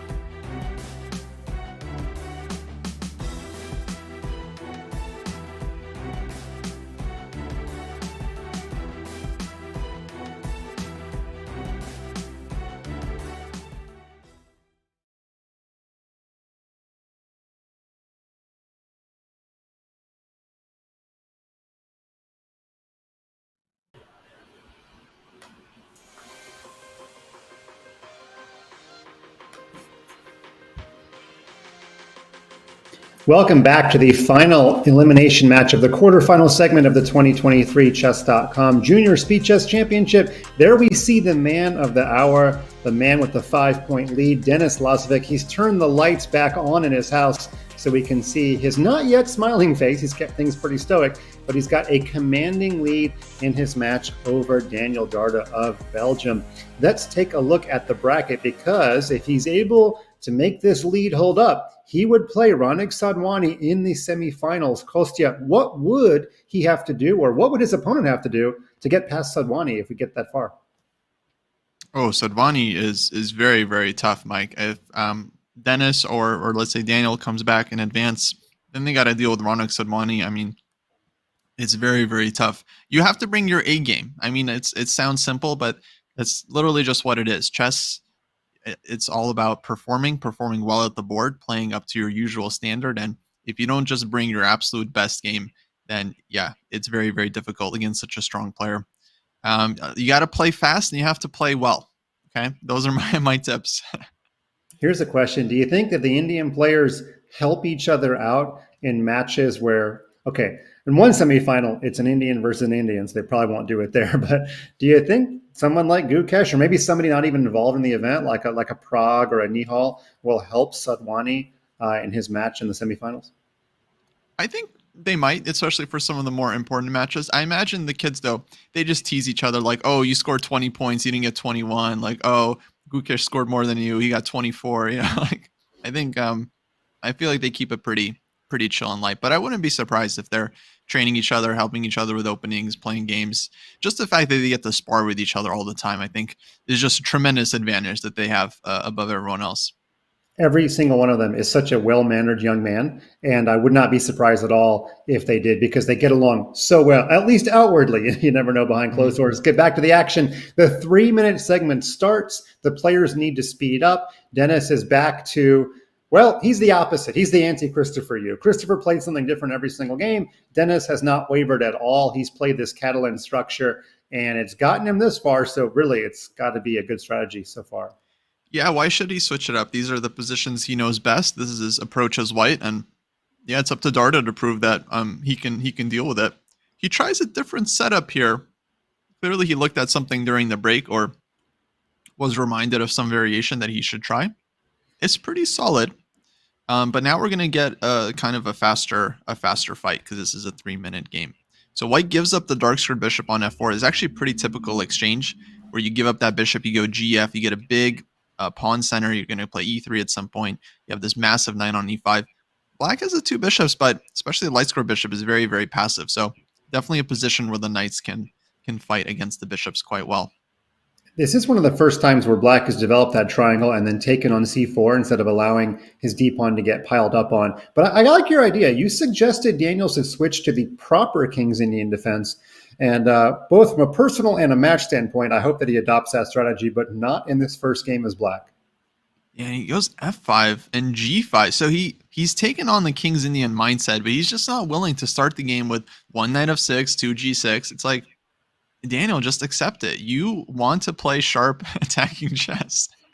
Look at this, f5, g5. I mean, match situation certainly calls for it at this point. And right when I get done with the match, I'm actually releasing the next Chess Kid video lesson, which is called the spike. It's when you push your G-pawn really early in a game. But this looks dicey because you've pushed your G-pawn lining up with the white rook.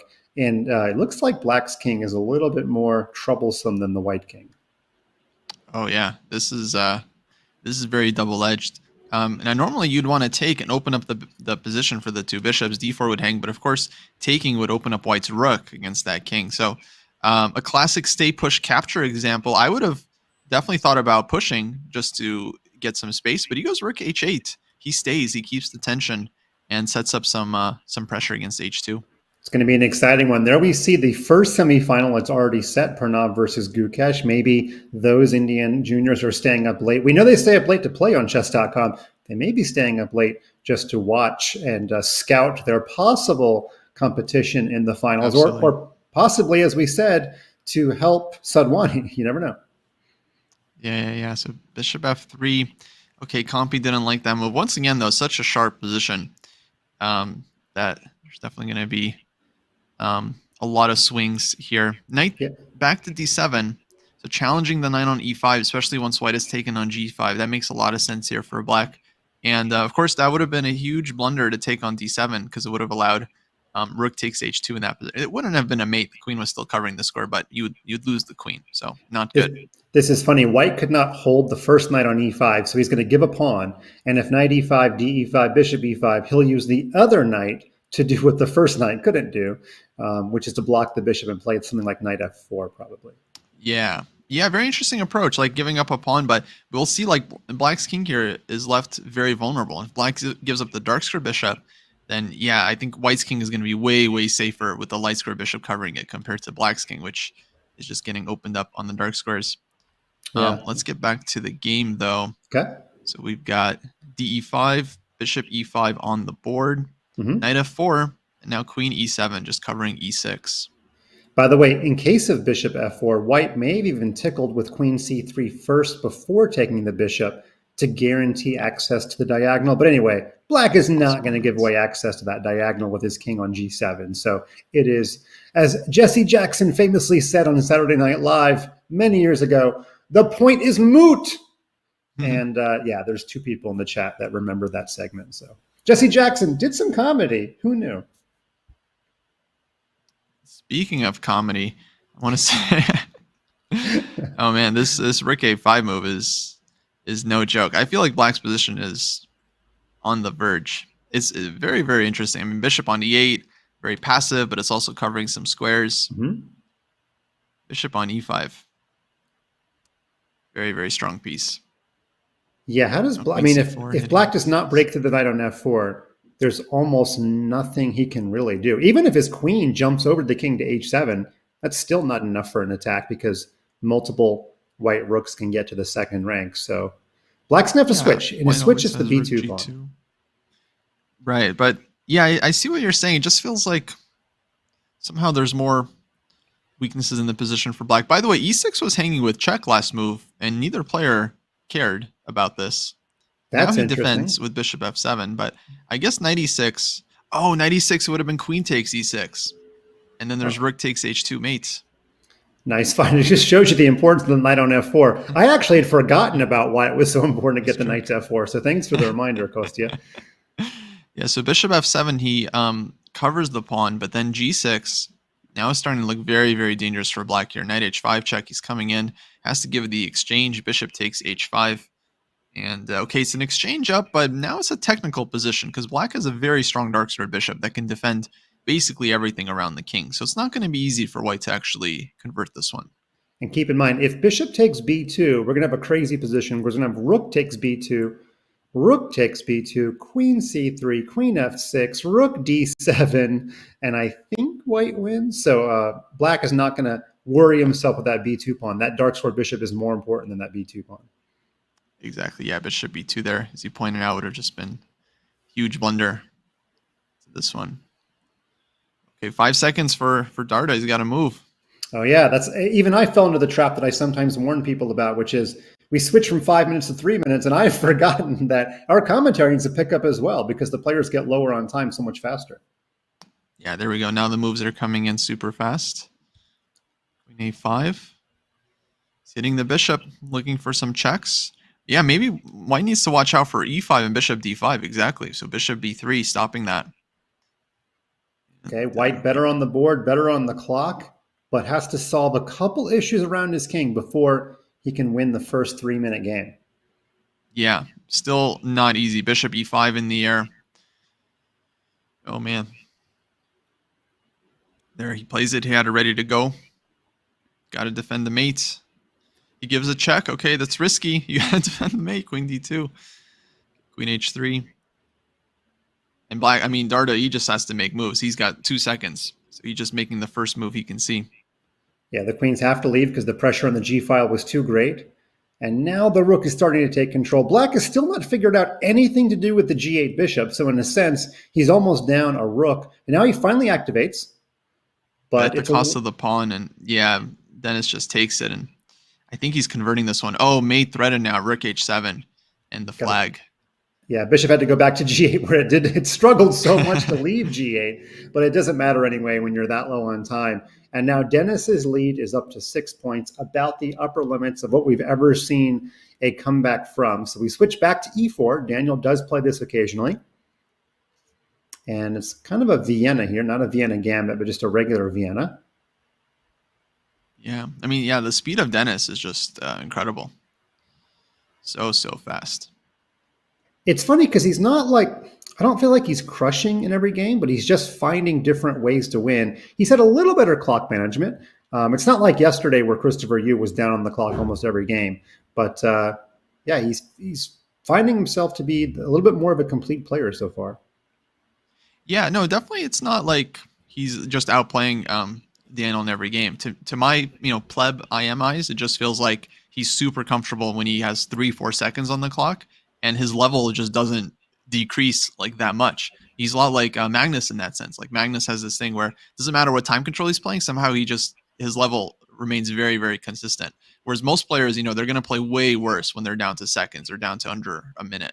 But Dennis, he just seems to keep the level up for a long time. Yeah, very, very impressive. People are, yeah, I mean, even to me, it's like, I don't understand how he does it. I understand to Chad, it's like even more astronomical, but it's wild. I mean, the dude he just has a different, I've got like an i5 and he's got an i7, an i9 in his brain. That's how I would describe it. Well, I don't have anything in the I's. I'm still in the H's or the J's or something, but hope to join you someday. I have good news for the chat.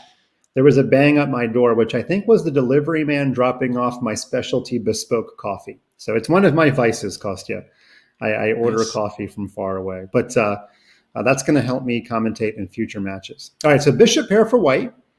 And the knights are nothing special so far on the queen side. But this pin is one of those enduring pins. How does white get out of the pin of his knight on f3? Oh, okay. Well, it answers that question. There we go. Yeah, he takes the nuclear option, just goes g4.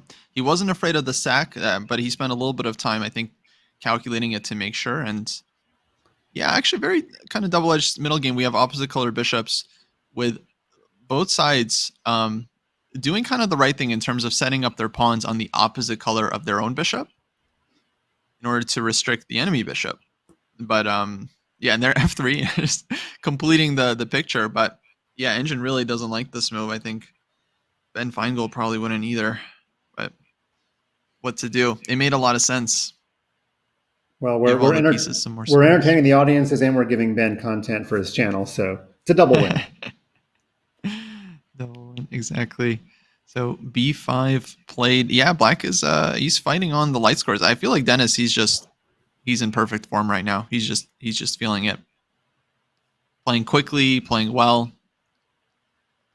Yeah, he's also just the more calm player. You can see Daniel fidgeting a lot in his chair, leaning in, leaning back. Maybe it's his natural posture. I've never seen him play before, but you could not tell the score by watching Dennis's face at all. He's not really changed all match. In fact, I don't even remember a fist bump or anything. Yesterday, Pranav gave us one or two emotional reactions, but we're getting nothing today from DL.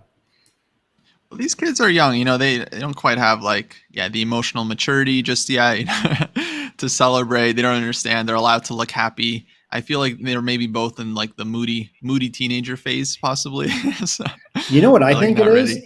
I don't think 16-year-olds these days know that they're not supposed to be 2,600 grandmasters. Like, they're not aware that when we were growing up 20 years ago, what they are doing is abnormal. Of course, this is a compliment in a roundabout way, but that just goes to show you how good players are getting today at such young ages. Because they know they're nothing special in the sense that they know that all the other Pragues and Sadhwanis of the world exist. Yeah. I feel like what you're saying, it sounds so backhanded, but it's not. It's like 20 years ago, any one of these would have been considered like a super prodigy. Any one of these, but now there's so many of them that it's like we almost take them for granted. You're right. 1 minute extra on the clock for Denis Lazavik. DL is managing his time better than DD so far. That switch from 5 minute to 3 minute, it caught up on me last game. I wasn't really aware the players were so low on time. And so far, the adjustment has served better for Dennis, who, by the way, is playing in his third junior SpeedChess championship. So a little bit more experience in this format. Oh, yeah, absolutely. And I think at this point for Daniel, it's like, okay, you're probably losing the match. Like, you have to kind of acknowledge that it's not going well. But like every point counts. So there's still plenty of reason to just keep fighting. Is not his last match, right? It's not like he has to retire if he loses this one. Like, he's going to play in future SpeedChess championships. And you just have to keep fighting and try to put the best resistance that you can. And if it looks like I'm distracted, it's because I am. I'm doing the ultimate multitask segue.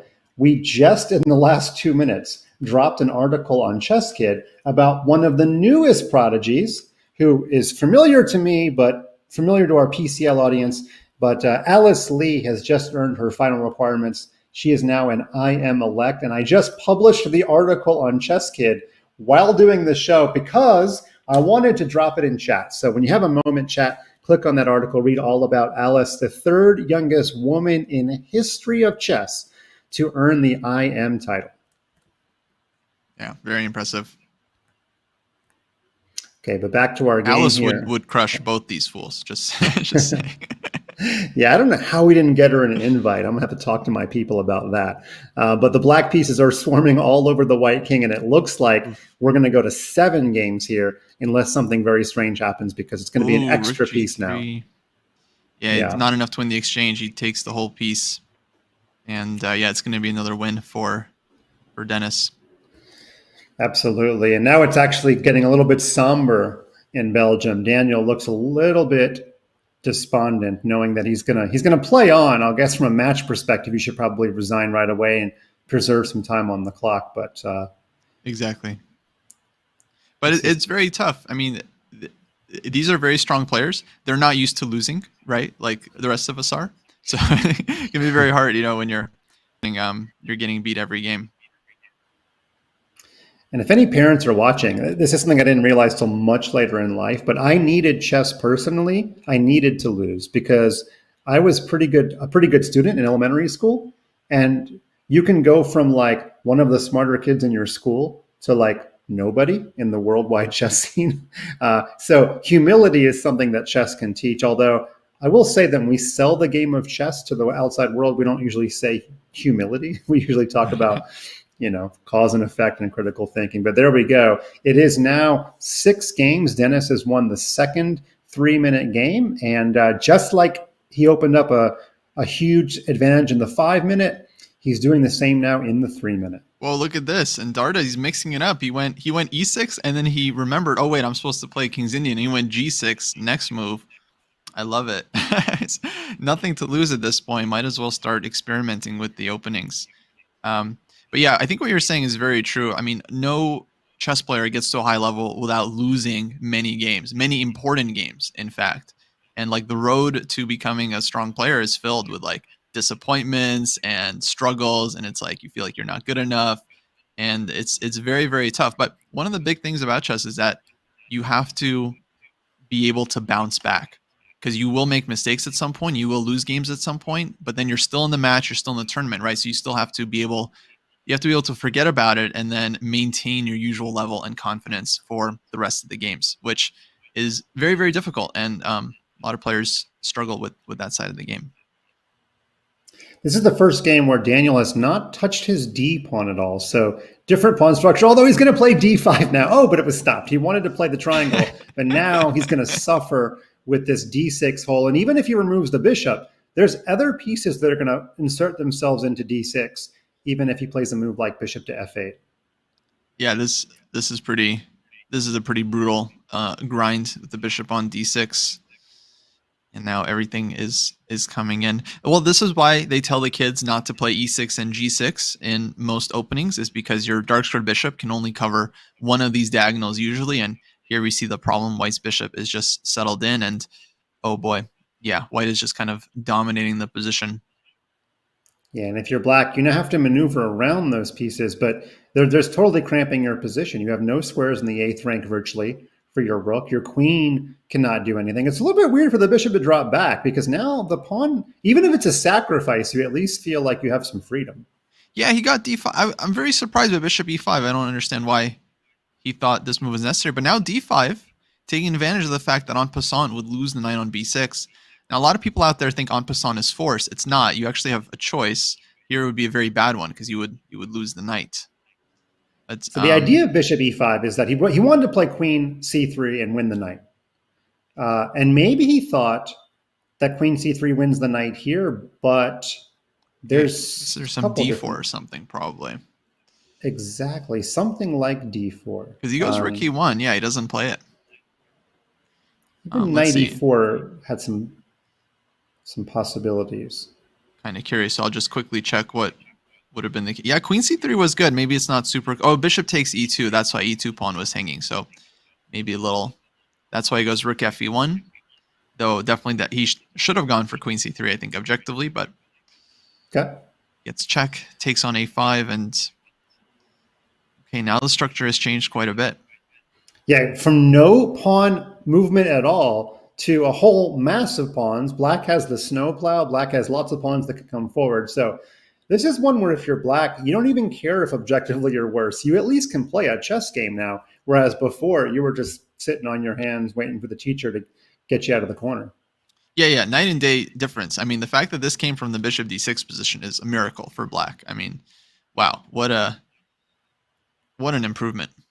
It's still tricky, but yeah. By the way, when he played d5, Kostya, he actually like sat up in his chair and adjusted just like I did, kind of like saying, okay, yeah, now it's a different game. So I'm in the game now. Very good. Yeah.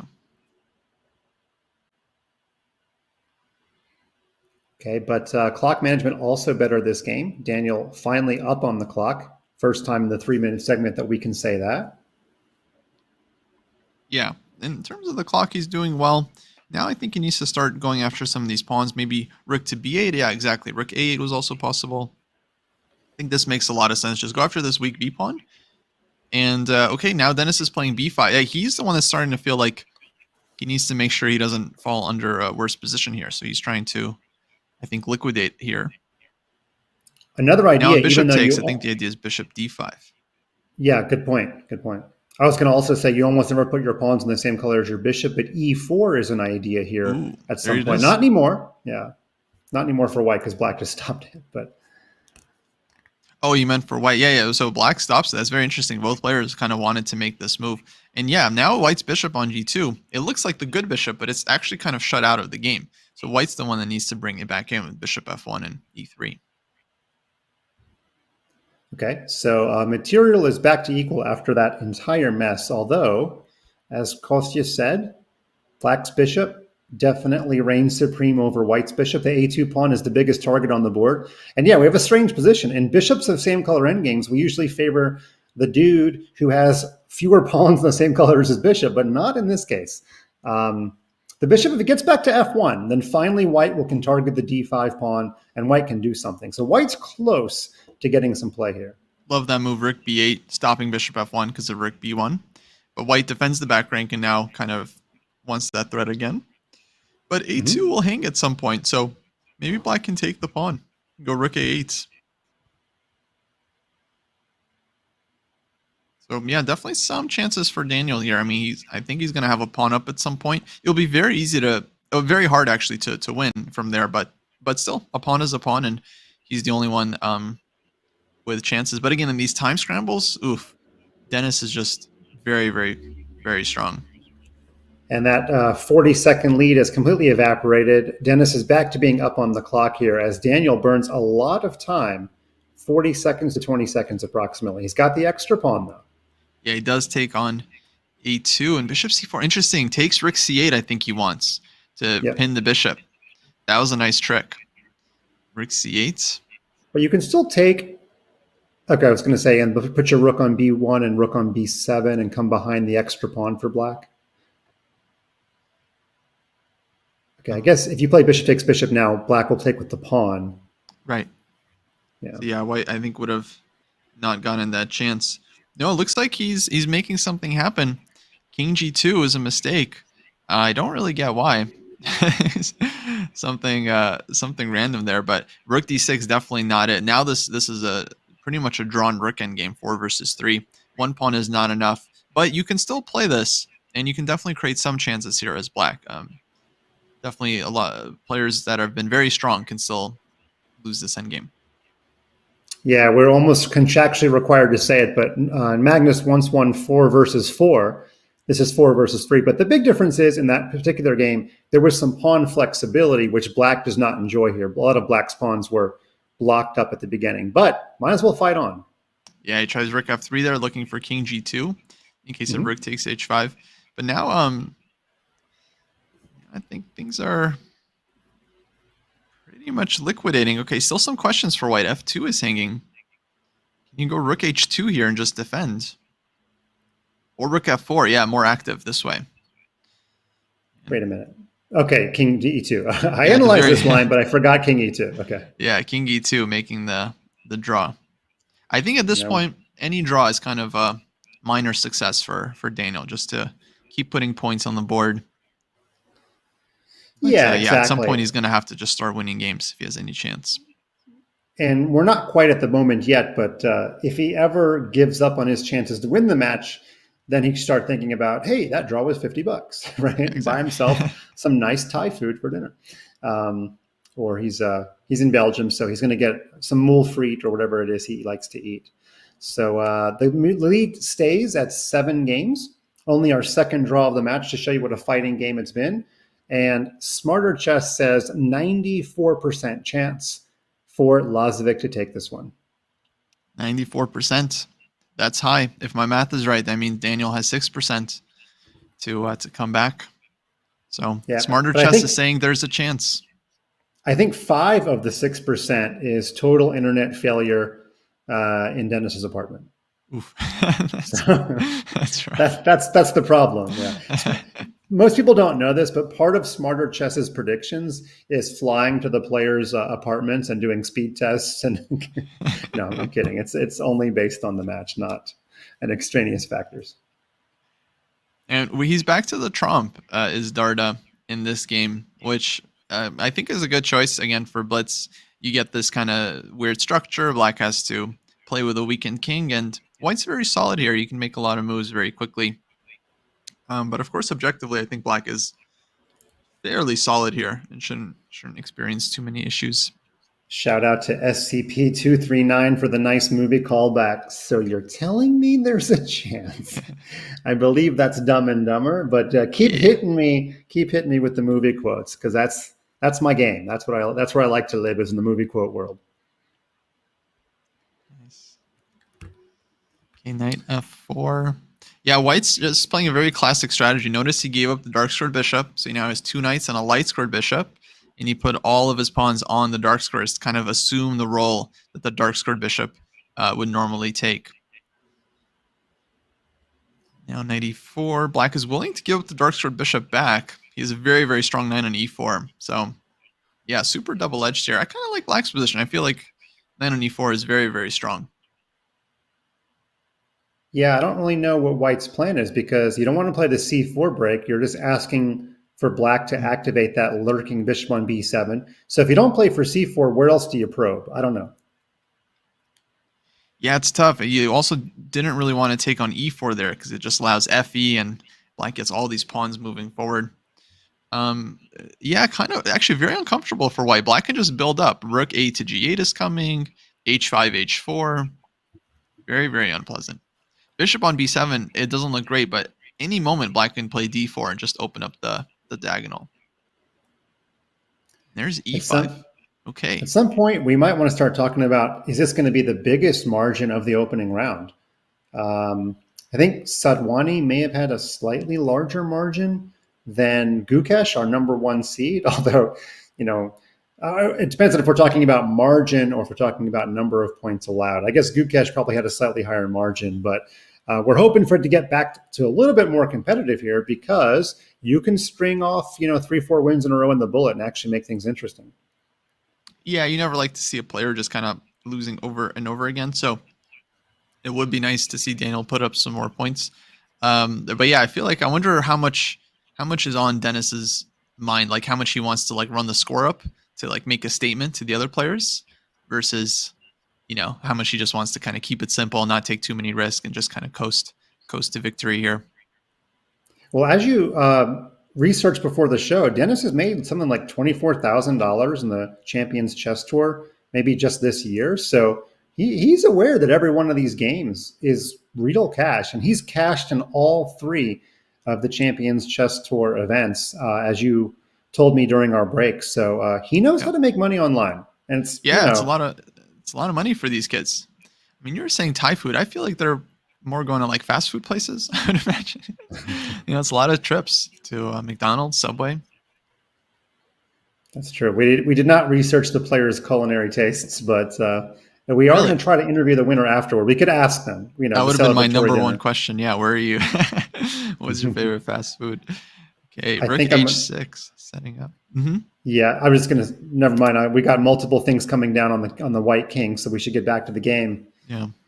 But why is this not favored? As we pointed out in yesterday's show, sometimes the computer doesn't like the move. It's not because the move it's bad. It's because a missed better move was available. Yeah, but he doesn't miss this one. D4 is just way too strong and way too obvious. The knight on F3 is hanging. That bishop awakens, and yeah, this just looks like a disaster for white. And black can even double up on the diagonal with queen c6. So I don't really know how white defends. Knight g1 looks desperate. In fact, if knight g1, queen c6 as a response is looking pretty juicy. Yeah, queen c6, I just want to point out, takes, and rook takes h2, I think is a winner. Ooh, that's even better. I like that one. Queen h6, and yeah. I almost played queen h4 there. You know what's bad when the commentators are looking at which way to win. The queen has multiple ways to get to juicy light squares. So white actually just gives up a piece here in desperation. Exactly. I think he had no choice. If he didn't do that, he'd be getting mated. Now it's a full rook. And yeah, Dennis, he's just cruising. He should very likely take this one. But Danny's going to fight. You know, he's got some pawns. There's always a chance that the opponent blunders. You don't want to just assume, okay, your opponent is a machine. They're going to find all the right moves. Like, because then, yeah, you're just kind of defeating yourself at that point. But okay, he's got some pawns. I would say he definitely has the right to force Dennis to convert this, because it's not easy. These pawns start running. You know, yeah, I'm surprised he didn't play rook h6 and preserve the b pawn. It was possible. He's still going to win, I think, but yeah, 3 pawns coming down the board. It's not something you had to allow. Yeah. Yeah, still comfortably winning. I guess he felt there was no real danger here, but okay, lesser players certainly would make a mess of it, I'm sure. But now, okay, I like what White is doing. He stopped the pawn. Now it's going to be 2 rooks against 3 pawns maybe after rook g1. Sounds like a mini chess game. We need to add to Chess Kit, 2 rooks versus 3 pawns. Imbalance. Yeah, I hope we see it. Yeah, let's go. Okay. I don't know. I mean, okay, he pushes this one. He's going to put both rooks on the A file, I think, and then find a way to collect the C pawn in the process. Whoa, hold on. Eval bar just shot up. I think he could have just went C4 there. Wait, B7. No, I think B7. He was B7 promoting. was the move. Yeah, B7 was the move. Oh my God, he missed B7. Wow. So 3 pawns versus 2 rooks, B7. And now here, do you have to play rook A7 and play the queen versus 2 rooks position? Oh boy, what's happening? He saved it. Wow. He managed to save it. That is quite amazing. Wait. Does that move okay? Okay, the computer still says it's okay because there's a King stalemate. D7, stalemate, exactly. Yeah. Wow, what an amazing save. I mean, I don't think he's going to feel great because of the match situation, but this is a half point that he totally stole from Dennis. Oh, absolutely. No, I would count this as a big moral victory here. Dude he was down 2 rooks, Mike. He was down 2 full rooks. So it turns out rook h6 was the better way to go. Even when you don't think you have to be a little more cautious about 3 connected pawns coming down the chessboard. Yeah, I agree with you, because Dennis, when he entered that endgame, he had like a minute. They weren't like blitzing, so he was a little too laissez-faire about that whole conversion, and it actually cost him a half point. I think he definitely could have won if he was just a little bit more precise earlier. Obviously, he missed a lot of wins, but yeah, that's definitely one that he didn't have to give away. Stops the bleeding a little bit, keeps the margin at 7. We are going to take a break in the 3-minute segment. Breaks are a good time to regroup, talk to your FIDE master dad, and we will come back with the remainder of the 3+1 and see if he can get back in this match. Don't go away.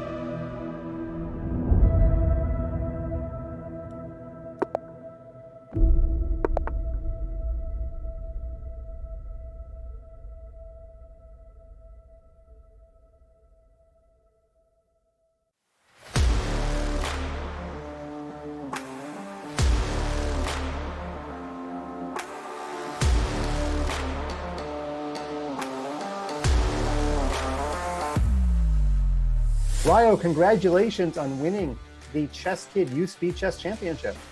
Defending champion has defended his title. National Master Ryo Chen wins. Match is over with this game. Exactly. Spiez wins the final 3 games to close out this match.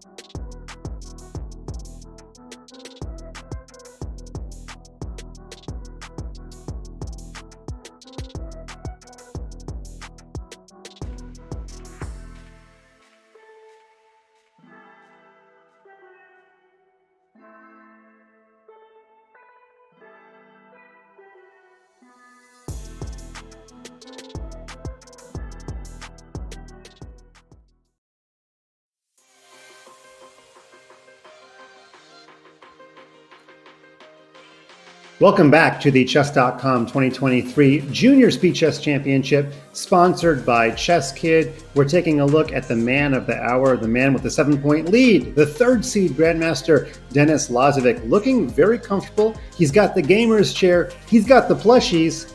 I've got Peshka, so we're kind of in symbiosis there, but he is looking like nothing can faze him. That's a lot of medals in the background. Kostya, do you have more medals or more trophies to your credit? Unfortunately, my parents have a garage full of trophies from my youth. Just every weekend, my brother and I would go down to the local Scholastic event, clean up, 3rd place, 2nd place, 6th place, always get a little, yeah, we've got too many. If anyone wants one, I'd be happy to give them away. They do become a burden at some point. We did have the match score up there, and Denis has proven to be the better player in the 5-1. So far in the 3-1, he's proven to be the better player as well, and he enjoys a 9.5 to 2.5 lead. He did let a half-point slip at the end of the beginning of the 3+1 there. He had 2 rooks versus 3 pawns. Never seen that endgame before. I don't think Kostya's ever seen it. Turns out it's not as easy as it sounds, and Black was not able to win that. But he is, you're afforded a couple of missteps when you've got such a big lead. So we do not have Daniel back yet. Maybe he is getting some coaching from his FIDE master dad. His grandfather is north of 80 years and still an active chess player right here. We should all be so lucky. That's very cool. Yeah, somehow I don't remember seeing that 2 rooks versus 3 pawns endgame in Dvoretsky's endgame manual. I must have missed that chapter, but that was a wild. I think Denis is still thinking about that position. He's like, how did I not win that? I was thinking about it too. I was thinking maybe he should have put like 1 rook on the A file, 1 rook on the B file, then brought the king in. But yeah, that was a wild one to end. But they've got, let's see, 30 minutes to go. That's right. And 3 minutes. Smarter Chess's prediction did not change after that draw. Still 94% chance for Denis Lazavik. Recall that pre-match, Smarter Chess thought that Denis's big advantage was in the bullet. So if he goes into the bullet with a massive lead, it's going to be really hard for Mr. Daniel Dardha, the pride of Belgium, to be able to come back. But Daniel's back, Denis is back, and here we go, the resumption of the 3-minute segment. There's almost 30 minutes remaining in this segment, and we are back to D4. We have ourselves an A6. Is that like O'Kelly Sicilian? What is this? It's weird, Mike. I'll tell you what it is. It's weird. But look, Daniel's down 7 points. He figured out a tricky line to try out during the break, and here he goes. Clearly, Dennis was prepared for this one. Guess it's not his first time playing online blitz, and looks like he just grabbed that pawn on c5, and now he's going to try to hold on to it. I mean, what a chaotic position. Knight g4 hitting the bishop on e3. This is super sharp. Yeah, and I do like anytime you're down this much, you should try something new. And this definitely upsets the apple cart some. And actually, black's pieces are getting quite active, allowing knight f2. But then if you play knight f2, knight a4 might happen. And then literally every one of black's minor pieces would be in danger. So instead we had bishop f2. And now black has to take to preserve the piece. But knight takes, wait a minute, Fischer says... Wow. Yeah, Bobby Fischer took on h2 and never got his piece back. But I guess the bishop on f1 can't go anywhere, so it's okay. Knight takes a very brave decision, but he sees, he can always bail out with knight takes f1. So that knight's not going anywhere. So Lazavik, he saves the c-pawn with c5. Now d6. Dardha's really just playing very spirited this game, just trying to open everything up. And I think this is what you have to do. I mean, it's a 3-minute game. You got to take risks and go for broke. Well, there's still light where Daniel is and still light in his hopes for this match, because if he wins a couple in a row, gets it down to about 4 or 5 games, who knows? Maybe Smarter Chess was having an off day and it's actually Daniel who's a favorite in Bullet. Although, chess.com ratings don't lie. What do they say in the NBA? Ball don't lie. Dennis's chess.com Bullet rating went above 3,100 yesterday. And that's hard to argue with. Yeah, very hard to argue with such a high rating. Exactly. Now f4, he's advancing. He wants to support the d pawn with e5. We have this endgame. It's like opposite color bishops. Black has a nice blockade, but this d pawn is very strong. So clearly, it seems like white has to be favored here. Yeah. Now e5. Yeah. Now, d6 is a protected passer, so many endgames will favor white thanks to that just singular feature alone. Yeah, this looks very unpleasant for black. Knight e4 coming, knight c5, challenging the bishop. And, you're not going to promote the d-pawn right away, but the problem is in the long run, black just has to constantly keep an eye on this pawn, defend against it. And, yeah, this gives white a lot of freedom to, go rook g4. To move the pieces around and start targeting different squares. Yeah, the d6 pawn reminds me of why I don't have kids. I'd always have to worry about them. And black's like, I want to play a chess game, but black's always giving side eye to this d6 pawn, making sure that it doesn't cause too many problems. Run all over the place. Yeah, exactly. Got to be careful. But now knight e4, a5 is hanging, so this is difficult. Ooh, b6. That lets white trade the bishop off. That can't be right. I would just snap bishop a5, knight c5. Yeah, you get the best of both worlds. Your knight gets where it wants to go, and you get rid of your worst minor. Yeah. He didn't want to go knight. It wasn't an easy decision for black. He didn't want to just retreat with the knight, but this is also just quite devastating. Maybe knight b7, rook c7 ideas. Oh, that's nice. Yeah. That is some smarter chess. Yeah, he doesn't care about the a pawn. He just cares about the promotion of his strong d6 pawn. Yeah. Yeah, just coming in, and we just need some simple technique here from Dennis, but I think he's gonna pick it up. At this point, it's pretty simple. You keep your pieces on the dark squares. You don't hang anything, and try to get this pawn up. Okay, well, pretty simple. He's going to put his rook behind the passer, I would assume, maybe even right now. Not sure why you would delay. There we go. Yeah, bishop c8, and okay, it's completely winning for white, but you still have to find a way to break through. I think the rook endgame is certainly worth considering, either right away or in the future. I think you just play rook c6, rook b6, rook b8. I don't really know what black does in the meantime, because black can't even approach the e5 pawn, weirdly enough. That's fair.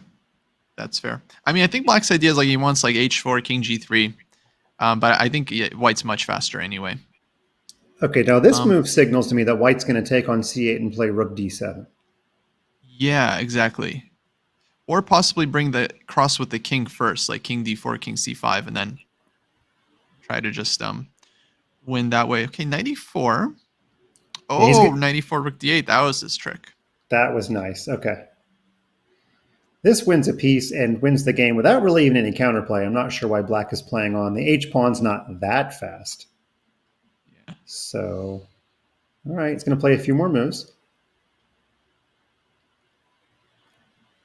You got knight g5. The rook has to stay tied down to this pawn, but I mean, it's not like white really needs the pawn to win the game. He is up a piece, but I'm sure he's going to want to keep it. At 96, yeah, I was thinking about this. You just take and then you move the rook and pawn is promoting. So this feels like the cleanest way to end the game. Although we've already seen once, i.e. 5 minutes ago, a couple of pawns providing enough counterplay, but here black only has 2 pawns for when he sacrifices the rook for the c-pawn. He doesn't have 3 pawns. Yeah, not to mention white's e-pawn is also just as strong. He's going to get behind, and yeah, that's the resignation. Dennis wins another game. At this point, the games are getting cleaner and cleaner. So it's very concerning for Daniel. Okay, the lead is now 8 points. Daniel opens with the English, trying something new again. And interestingly, already down 10 seconds. Okay, that may have been actually a little bit of an issue with our clocks there.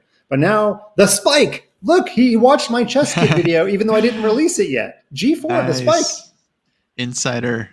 Yeah, no, I mean, I love that he's trying this. I mean, you have to. You're down so many points. Like, you just got to play something new. Start having fun with the game, and why not? It's a blitz game. It's definitely a very good try. Not an easy position for black to play at all. There you go. Well, Michael Basman would be happy, and we're going to see a little bit of a different pawn structure here than we've seen before. It looks like the knight's going to maybe hop to f5. More Ben Feingold commentary. Knife 5 is white's plan. Yeah, very dynamic structure. I like these for white. You get the 2 bishops, you get this nice rolling center, but it's not easy. Very interesting move by Dennis, e4, fighting against this structure. Smarter Chess jumps in the feature chat. No Dennis the Menace references yet, and I know I'm disappointing myself mostly. But you've tuned in at the right time, and I think if he gets to a 10-point lead, we can call him Dennis the Menace. So stay tuned, Smarter Chess, and thanks for all the good stats. Yeah, he's never wrong. He's never wrong. Okay, knight f4. Yeah, the ninja not liking how Daniel has played this position. I imagine it might be just because the king is cut by the bishop on c4. I learned this rule earlier in the show, Mike. Apparently, you can't castle through an attacked square. So that's going to be very unpleasant for white. I'm nearly upper management at chess.com, but I cannot even override our servers. So I don't even have the ability to make that happen. I do have an obscure Dennis reference. 2 weeks ago, I flew into the airport in Saint-Denis in St. Denis. The question is, where was I? Again, chat, I know you're going to Google it, but I was in the home of a very famous chess player, Saint-Denis. I feel like I should know where that is, but it's not that obvious, but I am talking to 4,891 people online. Somebody is going to know where this place is. So who wants their name announced in chat? Not Paris, but you're in the right country. You're not in the right area of the world, but you're in the right country. All right, nobody's got it yet, so we'll go back to chess while we keep an eye on the chat. We got a ton of pawns coming down the board here. Oh, boy. There might be a Saint-Denis in Paris, but there's no airport that I know of. So, yes, John Dirk, you win. Réunion is where I was. And Réunion is the home of La Bourdonnais. Every other street is called La Bourdonnais something. And the Black Knight hops all into the board as we get back to chess. Oh. But that's where La Bourdonnais was born. It's a very popular surname down there. I see. He was a huge chess player, chat. I think people still don't recognize the significance. He played this amazing match against McDonald. That was considered by many to be like the first kind of unofficial world championship match. Yeah, you're exactly right. And these knights are hopping all over the board here for Denis Lazavik. There's just no stopping him. This knight is getting to the square c4. He's already up in exchange, assuming his knight on h1 is going to get captured. And this is just no fun for white. White. This is a crazy position. I mean, white. Good. Yeah, sorry. White's going to be down the exchange, but there's knight c4 check also in the position. So oof, very very scary. I do want to say two of the most entertaining positions and imbalanced positions have occurred so far today. So first, we had Dardha down one knight for two rooks and nearly come back in that game. And he was also down 3 pawns for 2 rooks. He had the 3 pawns and managed to hold the draw. So there's been some fun chess today. So don't count this one out, even though the material imbalance is very strange and also not in Daniel's favor. Yeah, he pulled his own Labordonnais with the 3 pawns against the, the 2 rooks. He did. That was good callback. Good callback. But here, okay, Dennis has just total control. White is down the exchange. He's hoping to open up the king side like gh6 and get some play against black's king. The problem is king on d2 is also quite vulnerable, and black can create counterplay. Right now, rook on b1 is under attack, and yeah, it's not going to be easy. So he trades, takes on h6. That's a question for black, how to get in. It's funny, but it's another stay push or capture moment for black. Sometimes you do allow your pawn to get captured and use your enemy pawn as a shield, but he decides that would be dangerous with an h-pawn marching up the board. So he takes, and no perpetual as long as you can play pawn f6. Pawn f6 is going to shield black in case of queen d4 check.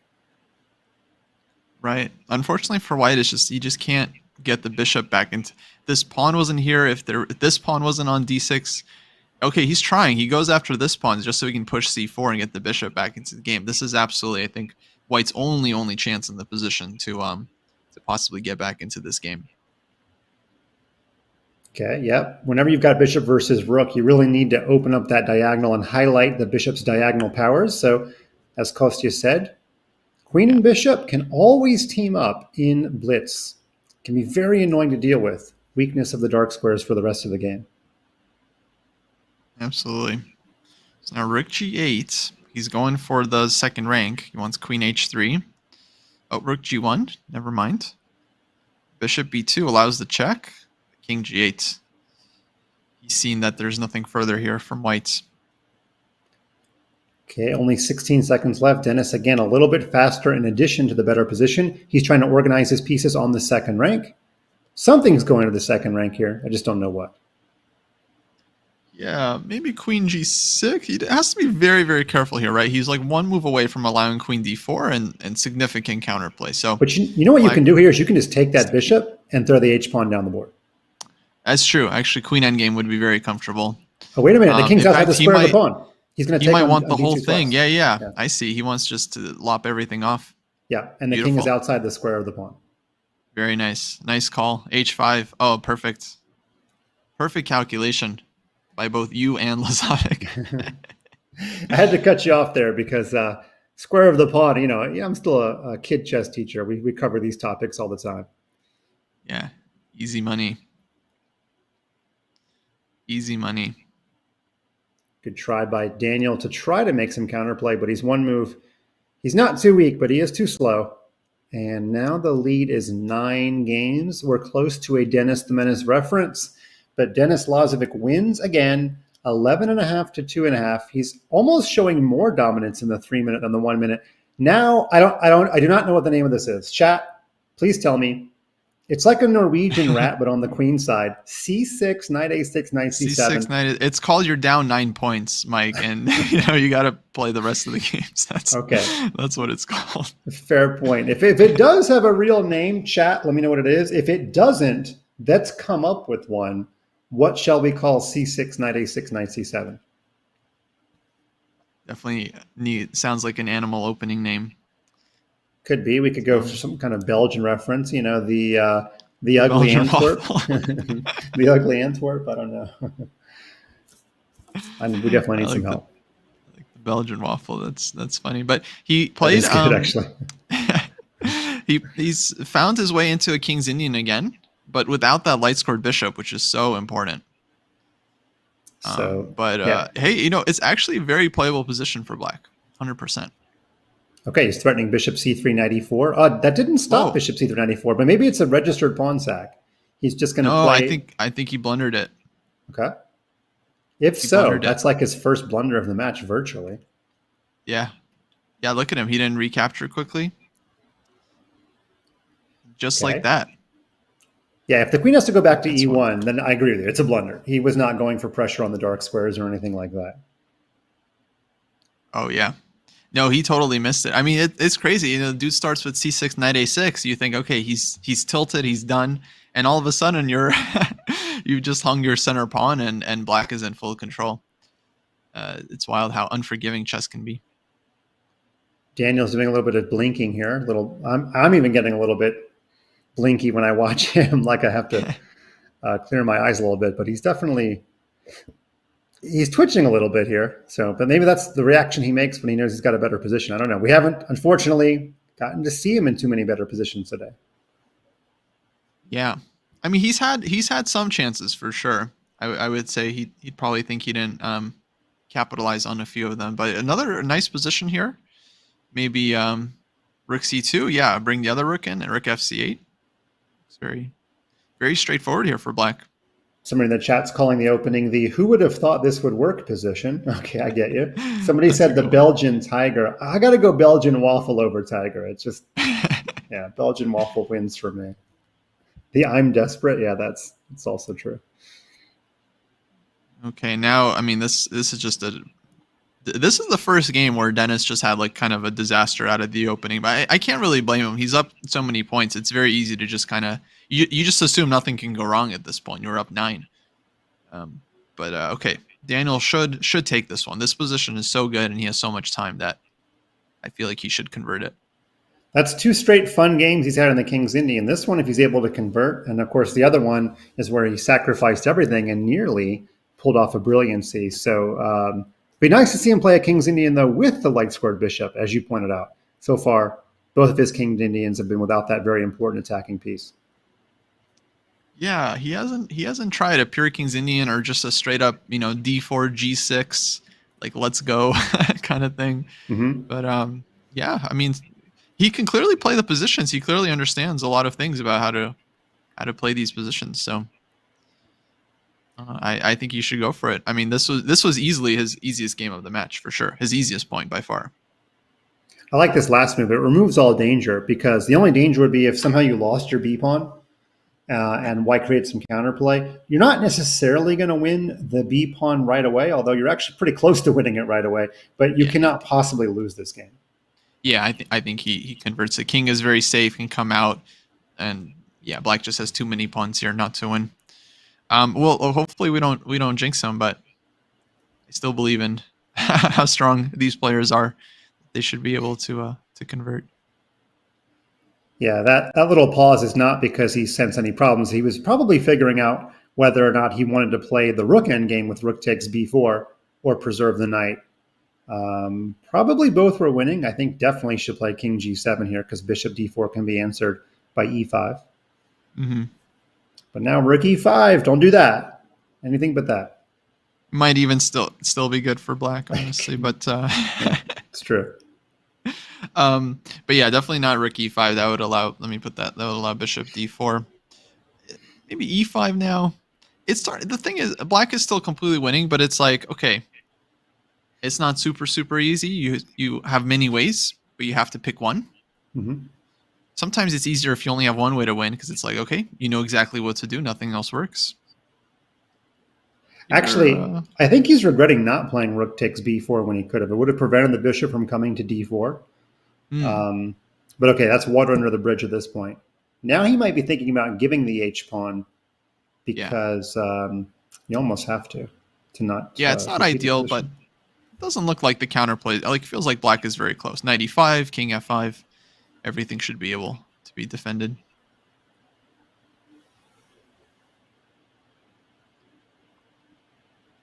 Okay, so interesting.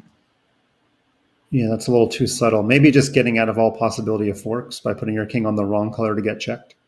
Right. Oh wait, maybe putting your king on the correct color. I think I got that exactly wrong. You're right, on the right color. Okay, now it's 3 pawns versus 1. Black's still completely in control. This knight on e5 is brilliant. King on e6 can come to f5. just starts running the B pawn. Yeah, I think now he's cinched it. Now knight can come to G6. Everything is just blockaded, and hard to imagine white getting any real counterplay anymore. But he's still gonna poke.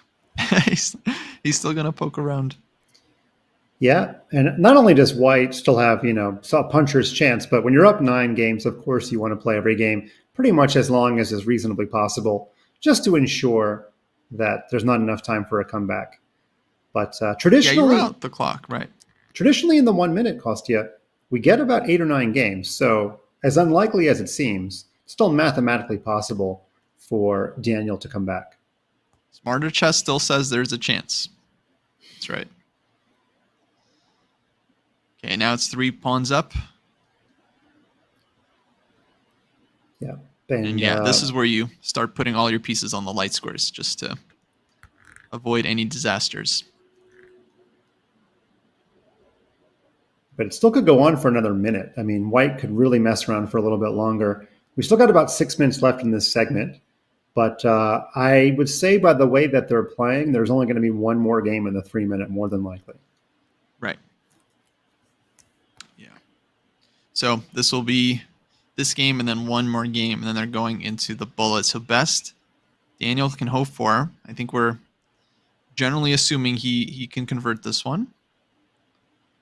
Got Smarter Chess in the chat. Maybe we'll ask Smarter Chess, do you ever go for 100% mid-match probability? I realize you would when the time becomes such that would be required, but when do you go from 99% to 100%? Maybe Smarter Chess can answer that in the chat. Okay, looks like rook takes bishop as a threat, so white sidesteps that trick. And that's it. Dennis finally calls it. Doesn't want to play on any longer. Okay, congrats to Daniel for getting that win. But we don't get to do a Dennis the Menace reference, although we obliquely just did one by mentioning we would not do one. Why is there a queen on G4? What? I've never seen that move in my life. I promise you, not one. I've seen Queen H5. Nakamura's played Queen H5. Queen G. We're being trolled. What was Queen G4? Man, what a move, huh? What an opening. Clearly it's Black could have even taken on E4 there and not lost the knight. Right, Queen E7. Yeah. Yeah, very interesting.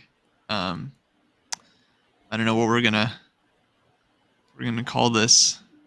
Yeah, we've got Belgian waffle, but this one's even weirder. So chat, have at it. Let us know what we should call Queen G4. That one, you think that one could possibly have a real name? Could be. Okay. The delayed wayward queen attack. But he didn't even smile. Come on. If you're going to play Queen G4, give us something, Daniel. Let us know that you're enjoying yourself. Yeah. I got one. In bruises. All right, that's pretty clever. Okay, in bruises, like it. Okay, F4. Yeah, I think white has some play here. Now, he gave up the light squared bishop, but he's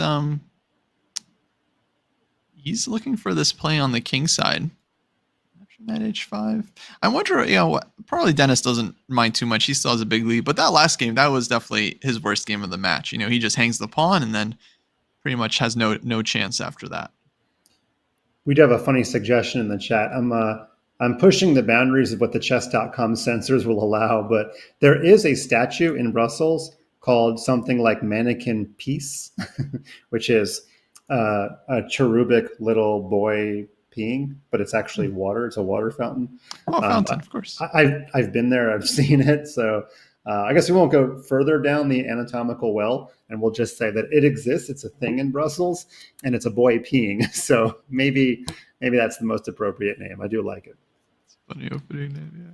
All right, so we got this endgame, 2 knights against 2 bishops. Classic battle. Actually, I would say, yeah, it seems like black is the one that's a little bit more comfortable here. The bishops, they look passive, but eventually the position will open up, and then they'll start to definitely outplay the knights.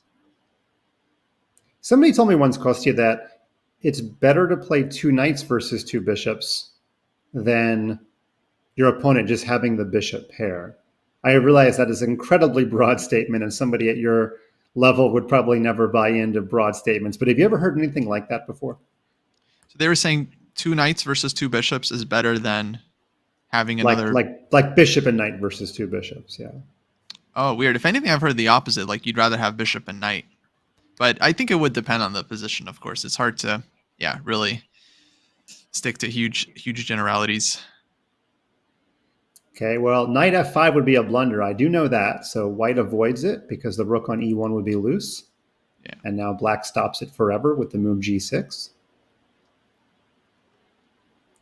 So we got a slow build up here. Yeah, he's just calmed down. I think he realizes his position's very comfortable here. He definitely doesn't have to do anything in terms of the position or the match, right? He can just kind of sit and, if Daniel wants to play 100 moves in this position, like that's totally fine. Right. Not officially the final game of the 3-minute, but certainly looking that way. Hard to imagine anybody could win this game in the next minute and a half. We've also haven't really seen any early resignations in this match. Yeah, even when a player has been behind, no matter which player it is, they've really played it out until nearly the bitter end. Yeah. Yeah, which I wonder if it's definitely not the best strategy, I think, if you're behind. But sometimes just psychologically, you just need to feel like you tried everything and just get the game over with. So that can be more important than the clock situation.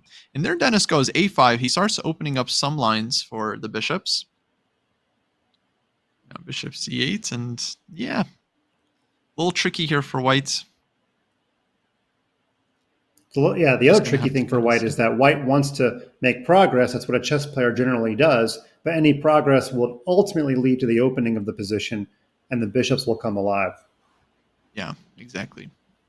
Any pawn moves here just open up more lines. So white has to sit. It's very tough, not only, just in general, but also you're down in the match. So you feel like you have to try to win the game at least, even if that means taking risks. But it's hard to take a risk here for white that doesn't just completely expose your position. So I feel like he just has to kind of sit and maneuver back and forth and hope Dennis, does something wild and gives him a chance. Okay, well, anything can happen. Yeah, we can now officially say this is the final game of the 3-1. So let's give Daniel the benefit of the doubt. Let's say he's able to win this game, and he's able to get the margin to 7 games. He would need to do like an 8-1. 9 games in bullet is about as much as you could sneak in, although with the 1 second increment, even 9 games is asking a lot. He might need to go like 7-0 or 8-1. And he has to win this one too. So very uphill battle. Yeah. I mean, winning this one, it's not even like far from given. It's like not even likely. Yeah. He's under pressure and yeah. It's the extreme benefit of the doubt. Mm-hmm. Rook a2. No, I mean, nothing short of a miracle will save Dardha in this match. But hey, every game is worth money and every game is worth pride. I feel like every point you put up, you just kind of feel better about the final score. So knights do hop around. So maybe I'm projecting my own play on this game, but I've had many games where I just miss a knight fork in time pressure. And so that's why I was giving him a little bit of a puncher's chance. No, absolutely, actually. And it's very easy for black to blunder. We've seen Dennis isn't totally immune to blundering. He can do it. So it's just going to come down to this time scramble. But okay, for the moment, yeah, rook a8, just going after every game, just going after the second rank. Now rook b1. Bishop f3. Seems like he might have missed something stronger, but we got no time. Rook b1, 3 seconds for Daniel. Now rook a2, second rook comes in. Oh, so tough to defend this for white. I think black should have checked on a1, checked on g1, forced the king to h2, then played bishop f3. But okay, there are some white king problems in this position. I think you got it. Yeah, I think that was exactly right. But now c4, he's traded off 1 pair of bishops, so now it's bishop versus knight, but still a huge advantage here for black. Mm-hmm. Although actually, hold on. Daniel's managed to liquidate all the pawns. I was going to say it was a lot closer earlier. Now it's very drawish position. Yeah, the knight is okay with pawns on one side of the board, although what we could be headed for, we are in bonus time, would be black trading 2 for 2, white sacking the knight for the pawn, and then we're here for rook and bishop versus rook. So this could be 5 minutes of extra match time ahead of us here. Yeah. I guess the nice thing for Daniel is that like this doesn't hurt him in any way, right? It's just kind of extra time. Mm-hmm. So he still gets all the games in the bullet. But okay, looks like Dennis is very close now to winning. He's just bringing the king in. And actually, this is going to be pretty tough. Bishop f3 somewhere, going after the knight. Rook f2 check. Take on g3. Yeah, he may have been ready. Yeah, if you take it the wrong time, then with your rook on f2, it could be a little bit of looseness there. So he takes in his own everything. way. And now it's just 3 pawns. Yeah, and 3 pawns we've seen can compete against 2 full rooks. So here it's 3 pawns against nothing. That's true. He actually sort of needed that check. He had to give the bishop. Whoa. Because actually, if his rook had stayed on the d file, then knight c3 would have won the piece. So Oops. Another strange endgame. Rook and 3 versus rook and knight. He's still totally winning. And looks like white flagged at the end there. But yeah, the h-pawn was just simply way too strong. And knight was not coming back to defend this one. Okay, well, there we have it. Almost the same dominance as the 5+1. He won the 5+1, 6-1.5. Now he wins this one 6-2. And it looks like it's going to be a 9-game advantage. It means when we come back for the 1-minute segment, I believe Double D Daniel Dardha needs to win out. He needs to win every game. Not sure it's going to happen, but let's just see. Maybe we'll see some history. When we come back from the break, we'll catch up with the remainder of this match and the very exciting bullet segment.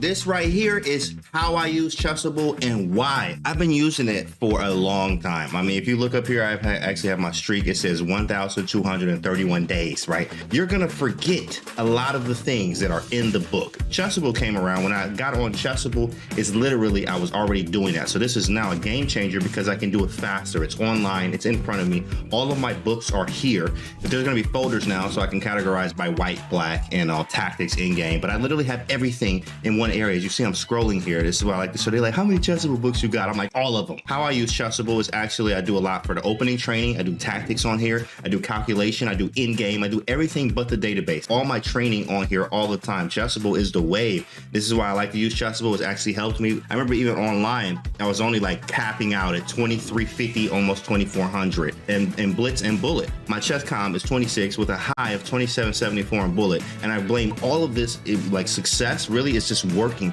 on Chessable, just being honest with you. What's the best way to follow any chess event from the Champions Chess Tour to the Candidates, SpeedChess Championship, Title Tuesday, FIDE World Championship, and so much more? Chess.com/events has all of the top chess tournaments played both over the board and online. Analyze and review games from the world's greatest players with live commentary, cloud analysis, opening explorer, and table bases. Find all the key event information, including schedules, prizes, results, news reports, player bios, tie breaks, and more. Even compete by voting for your predicted results. Explore chess.com/events today on web or with our iOS and Android apps and experience chess like never before.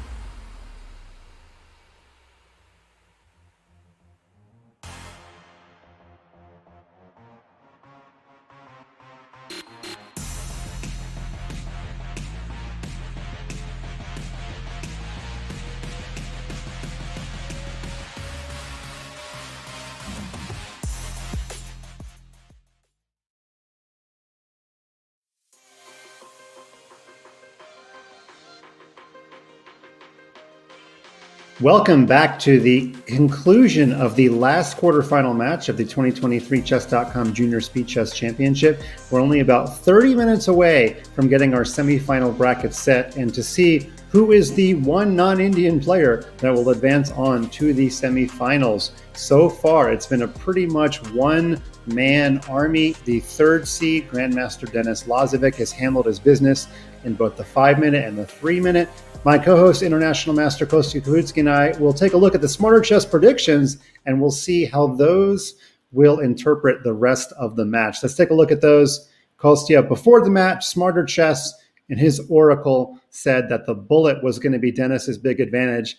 I'm not seeing a lot of good news for Daniel on the scoreboard or on the graphic on the screen. Yeah, honestly, he suffered a lot in the first two portions, not because he was getting outplayed, but because it felt like Denis was just so much faster and more accurate in those time scrambles. So it seems like in the bullet, we're only going to see more of this based on how the trend has been going, because Denis just has a huge lead right now, 12.5, 3.5. But I always feel like these lopsided matches, of course, they're very misleading, because once someone gets off to a big lead, it's so hard to come back, and when you're just down so many points. But yeah, there we see Denis. He's staying focused. He knows the match is not over. Nothing is guaranteed. And every bullet game, hey, is still like $50 to $100 of that final prize fund. So I think he wants that money. You know, who's gonna buy more books and plushies? And remember, Denis had to cut his teeth in the first two Junior Speed Chess Championships that he played the last 2 years, where he did not make it out of the opening round. So perseverance is part of the name of the game. And even though he's doing so great today, he suffered a couple of losses the last couple of years. Of course, both players he lost to are now 2,700. But in any case, if he goes on to win, it'll be deserved. Back to the games. The first bullet game, time control 1+1. We are off and running. Denis has the white pieces. And we have another totally different opening. You should stick around just to see what Daniel tries, because he's played two unnamed openings in the 3-minute segment. He's playing another weird one right here. Yes, playing weird stuff. This one, I think D4, he started with B5. That's the Polish opening. Magnus played this one recently in the Polish Grand Chess Tour event. Yeah, it's again very risky. What's that? It didn't go well. No, it didn't. But it's one of these risky openings. However, for Daniel, you know, last time he went for that knight a6, c6 line, you know, he ended up winning the game actually very smoothly. Just like Denis totally kind of fell asleep on that one. But here, I think Denis is now taking this stuff very, very seriously. He's going to go e5 and just take a bunch of space. And yeah, big advantage for white, but it is a bullet game, obviously. So the thing is, it's like it's not easy to just blitz out all the right moves, despite how good these players are. I'm always curious in the very first segment after a time-controlled transition, which player reacts better. And so far, Denis is up about 15 seconds on the clock. So we saw this yesterday, actually. Christopher was the experimenter and also got behind on the clock. So you weren't gaining time by surprising your opponent. And so far, Daniel's in that same club. He's not surprising Denis. He's actually the one laboring on the clock, despite the fact that he's the one trying some different things. Mm-hmm. Yeah, now, Denis seems to be a little faster so far. Tomorrow, the All India quarterfinal between Gukesh and Pranav will happen at 9 a.m. Pacific time. That is going to be very, very exciting. But back to today, Denis is just needing probably like half point, 1 point. Not going to need so much to guarantee his spot in the semifinals as well. Yeah, he's very close to just kind of mathematically clinching it. And now he's going for the kingside attack, just ignoring Black's queenside play altogether. I think in bullet, it's very important to just play with a direct plan. It's like, all right, you're playing on the kingside. Let's go. Knight f6, queen takes. Now he's looking for bishop h6. Maybe even just sacking the rook with check in order to set up an unstoppable mate. Bishop h6 is absolutely a move here if you can get it off. That is really neat. And now I'm just looking bishop h6. You lose the rook, your king goes to h2, and then can black play rook h1? And actually, it's not enough for black. Yeah. But I do love your idea. Exactly. So knight now, d7. Bishop h6 a move here? And bishop h6 maybe was playable there. But yeah, he just takes the knight, just keeps it simple. Bishop g5. And Denis wins the first game with an inevitable mate there. And there we go. Denis the Menace. He got the 10-point lead. So we are going to say it. 98%. Even Smarter Chess realizes that the power could go out. The plushies behind Dennis could all attack him and render him unable to complete the match. But I do hear that they sometimes come alive at night. So yeah, you got to be careful.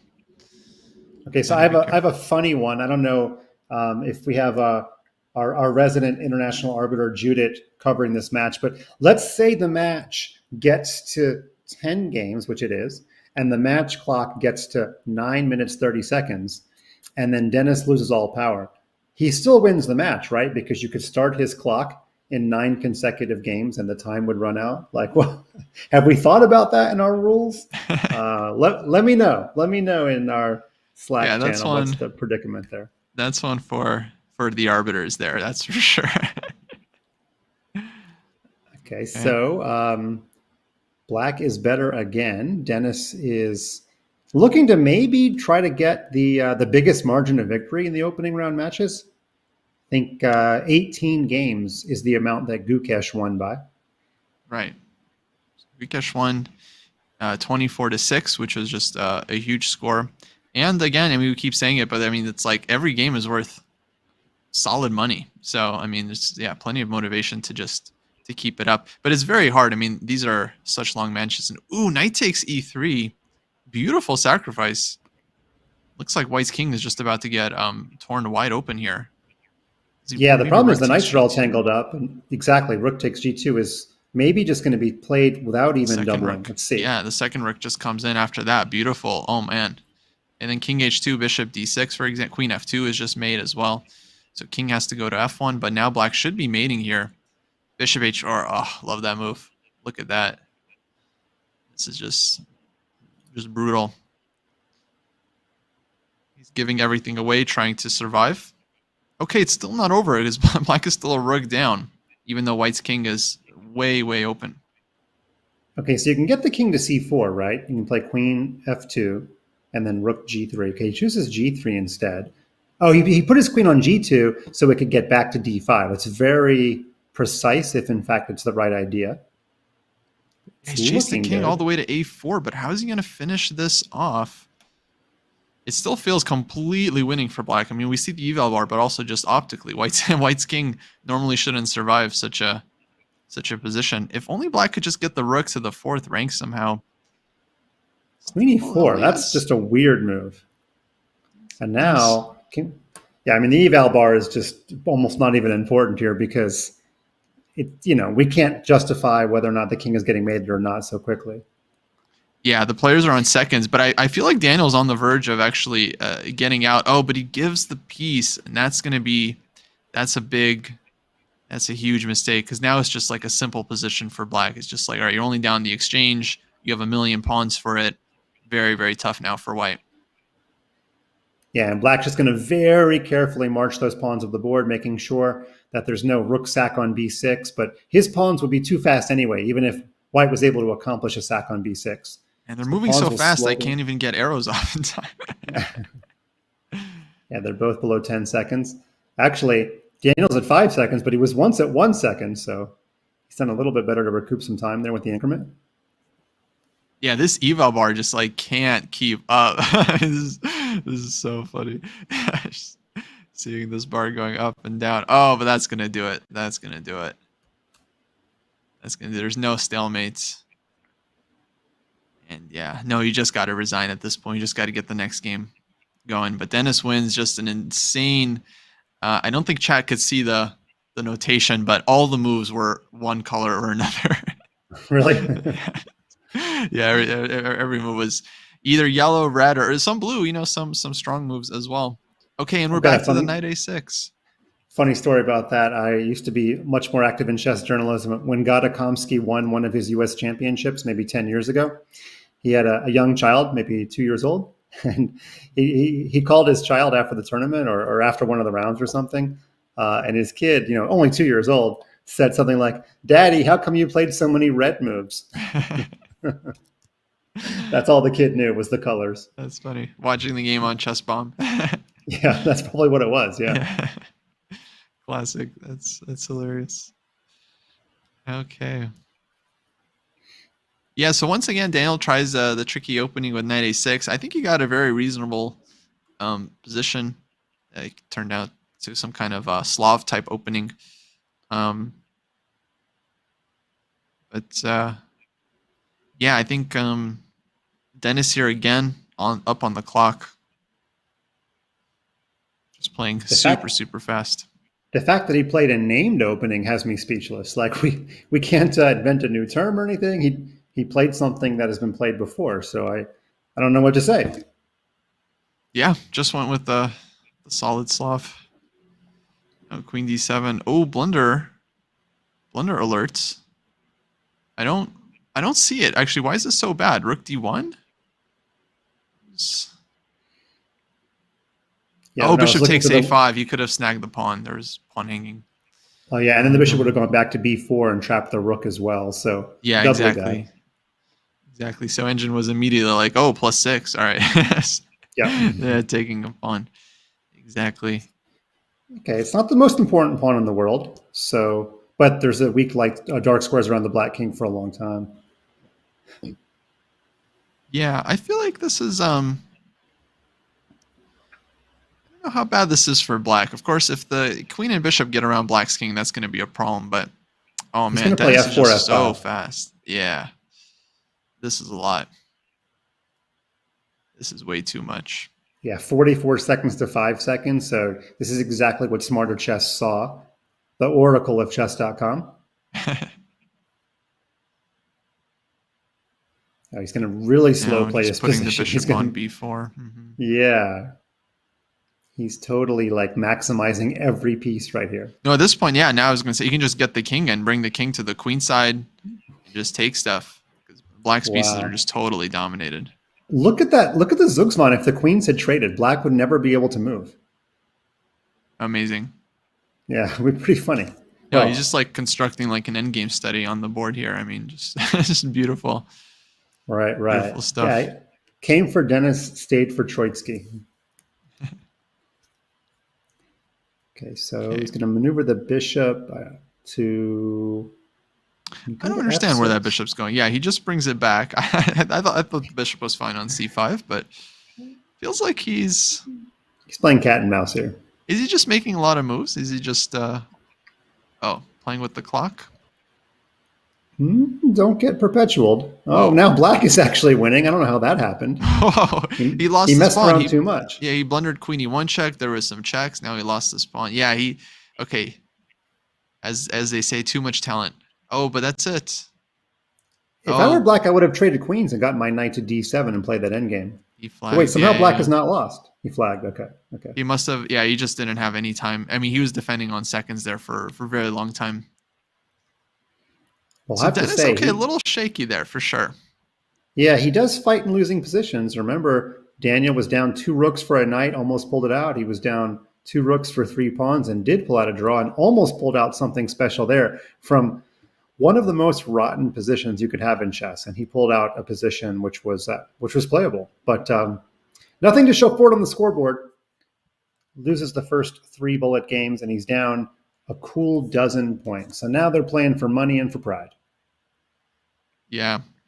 No, I mean, credit to Daniel. I think he's had some very, very nice games and like he's played well at various points in the match. It's just, yeah, Dennis has been way more consistent, not blundering as much. And yeah, I think a lot of the times these things compound, especially in the shorter time controls.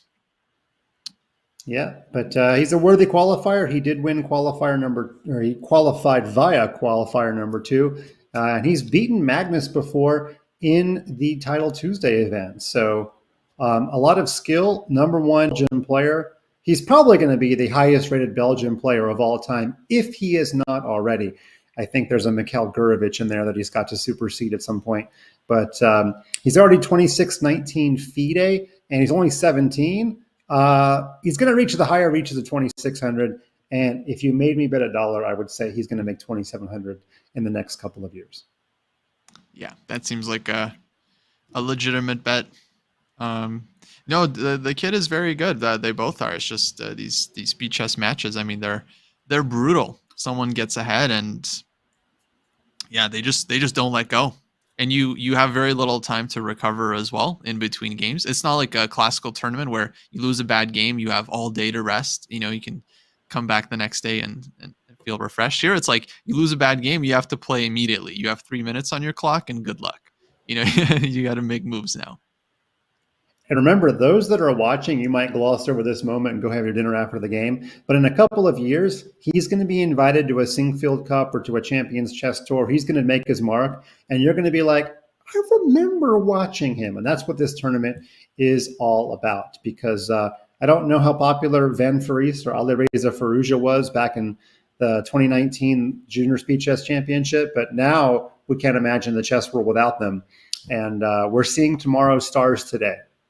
No, I remember this kid like Arjun Erigaisi. He was like, he started winning everything. Yeah. And I'm like, wow, okay, I guess another one. He's pretty good. Yeah, like Nihal was already around, Prague was around, then Arjun like starts winning, and now he's just a superstar. That's one of the best examples. Exactly right. I think him more than maybe even the others. The online play is what really brought him to my attention. Yeah, exactly. Okay, so opposite colored bishops. Usually you need two weaknesses or two passers on really far apart sides of the chessboard. Unfortunately for white, both pawns are on the same side of the board and blockaded. So black could even lose the F pawn and still draw. Exactly. Yeah, it should be an easy draw. You can pretty much pre-move your bishop back and forth as long as you don't hang it. Yes.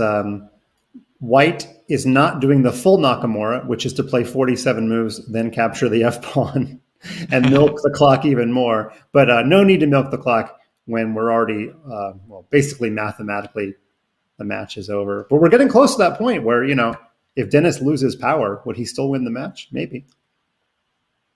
Oh, man. Are we going to get the Hamilton? Oh, is it England Gambit? Oh, man. This nice. Yeah, this is Amon's specialty. He loves this queen sack. I see. So you fall into the England Gambit. Or wait, as white, you allow the queen takes b2 and you win the queen, and that it's still a struggle to win, you're saying? Yeah, actually, I mean, especially in Blitz and Bullet, this position is quite playable for black because you get the two pieces for the queen. It's very hard for white to break through. Okay. Objectively, it's not good. Okay, but you get two pieces, and it's not easy to crack black's position. Anyone can go check out the Chess Bra YouTube channel and see Amon just winning game after game against like reasonable players too from this position. Got it. That's where our worlds differ. I don't have the luxury of getting to watch too many streamers doing all my chess kid work, but I guess you're not hugely concerned with objectivity when you play the England Gambit anyway, right? You're not worried about that computer eval bar, so why not throw the queen at your opponent as well? Yeah. You're looking for a fight. But okay, this isn't Dennis's first day at the office. In fact, he might have even looked at this. I'm sure he's probably played Hamilton or other players at some point. Maybe tried this against them. So yeah, he seems to have no problem using the queen here. I think that's going to do it. Such a professional. He's not messing around with openings at all. He's not experimenting. He's not taking any games off. He's been down this road before, and he wants to make sure that he secures that first win and advance out of the opening round for once.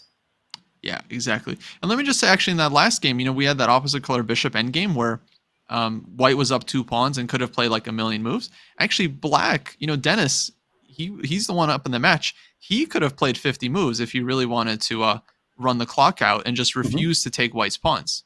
You know what I mean, right? White's B pawn was blockaded. He could have just moved his bishop around a bunch of times and wasted a bunch of time, but decides not to do that, which I think is good sportsmanship, kind of like no reason to at this point.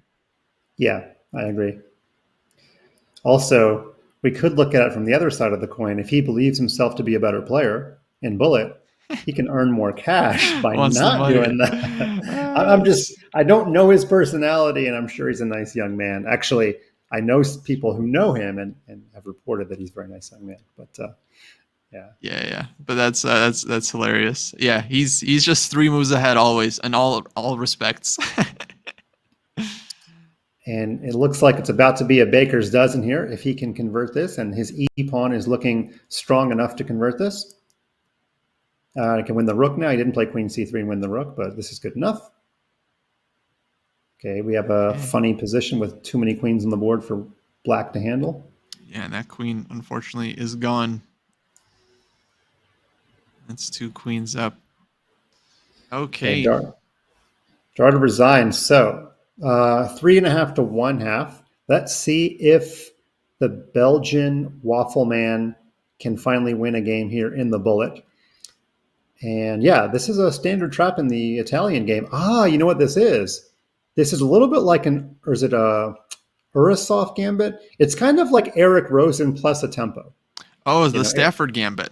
Yeah, except you're doing it as white. It's not exactly the Stafford because you play the Urasov gambit against the Petrov, but it's very close to the similar type position. It was similar. Yeah, though the funny thing is, like here, white's extra tempo was to castle, which maybe is not useful in the Stafford because sometimes you want to play like h4 and get your rook in, and then castle queenside too. That is a good point. That was a very interesting opening though.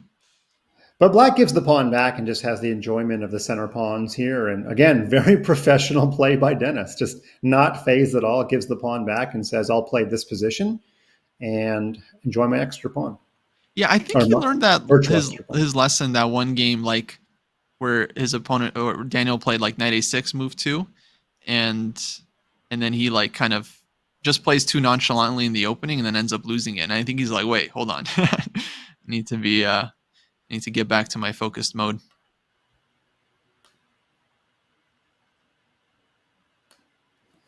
Okay, well, we can now say mathematically the match is over. We're playing for money, we're playing for pride, and I know that Daniel wants to get at least one win in the bullet here. I believe Smarter Chess predicted something like 7-3, so Smarter Chess is predicting a little bit better returns.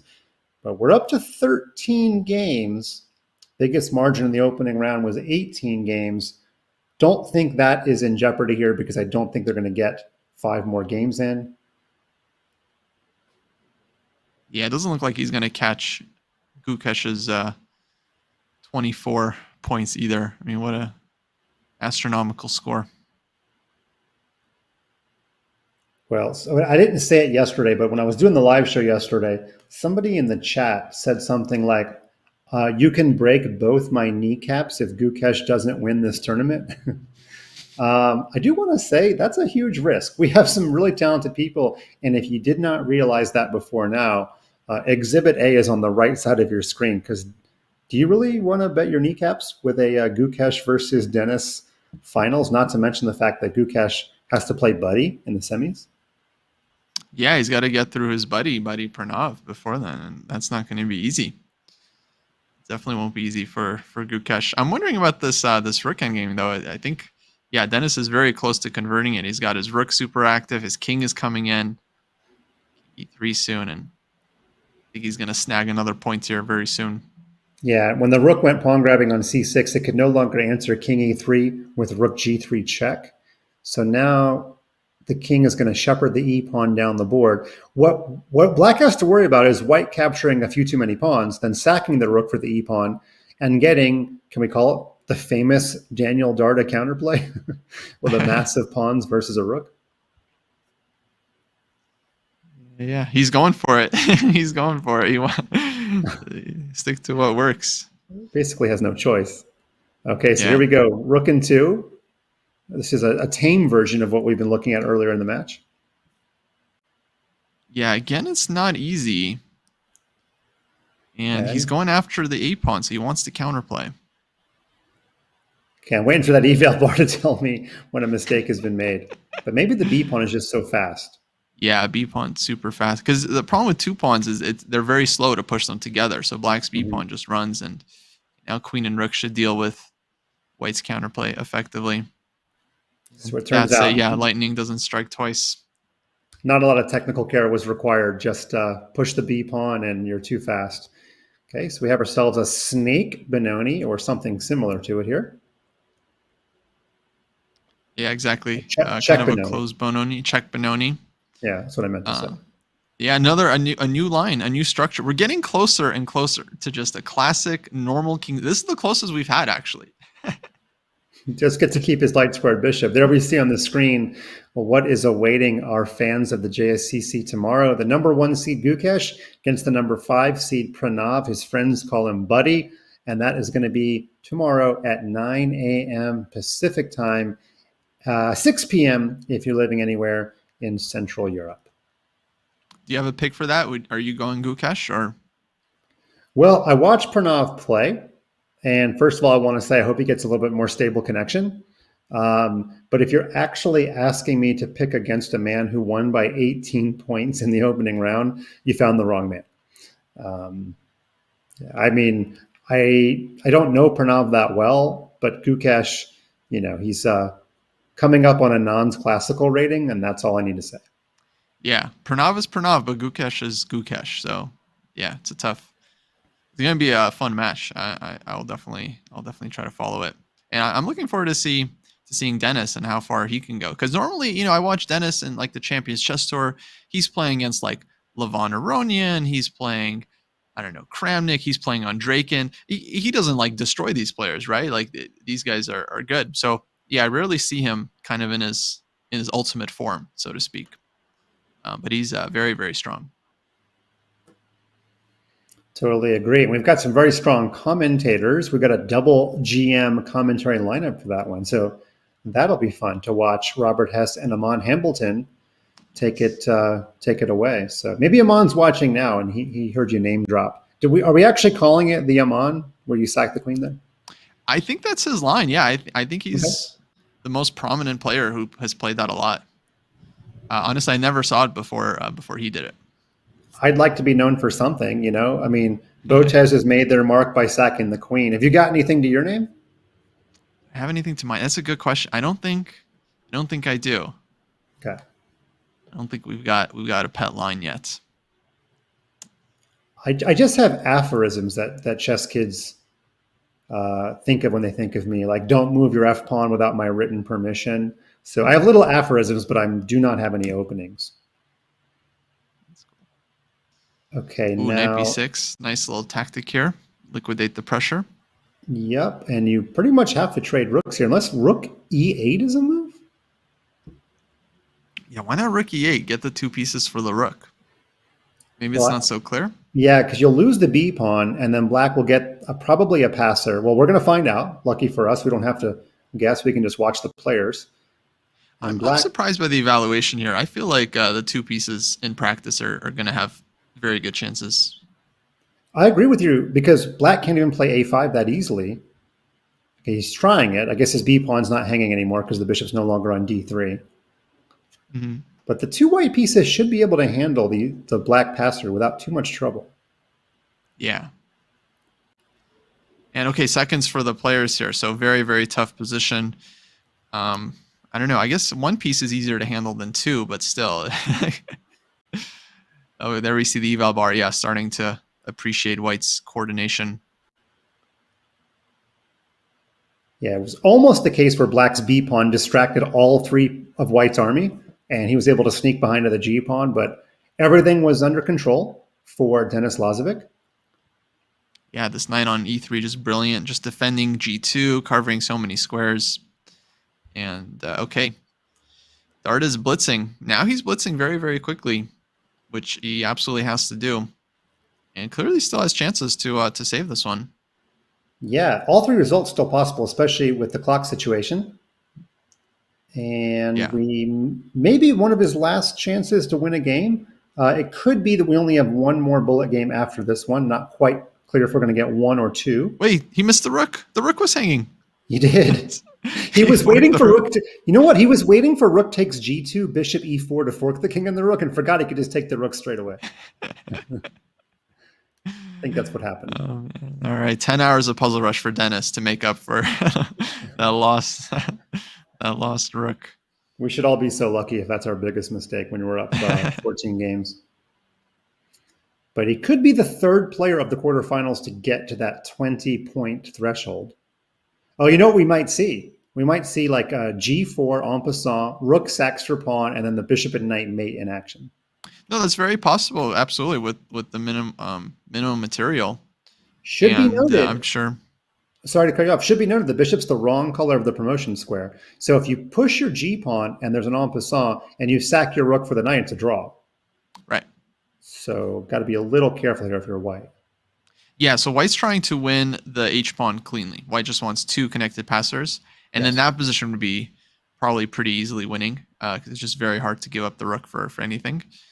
But yeah, okay, it's a time scramble. It's so tough to find like the most precise way. But I think he's very close. He's so close to. He's like cut off the king from this pawn. He's bringing the knight around to e4. He wants king g4 to take. Oh, never mind. Okay, he goes this way.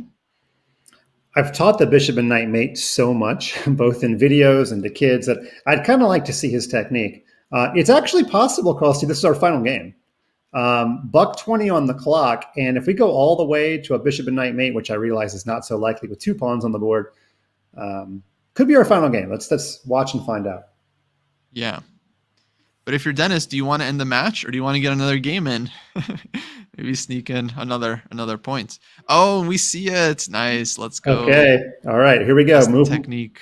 Move 1, move 2. He got 48 more, but he's going to make him do it. I don't know if he's aware of the match clock either. Okay. So first rule is you need to checkmate with the king in the same corner as the bishop. So he's going to go for H1. And the way to get the king to go to H1 is to deprive the king of going to H7. And honestly, can somebody find the Chess Kid video and just put the link in the chat? Because that would be the easiest way to describe all of the nuance here. But white is doing well.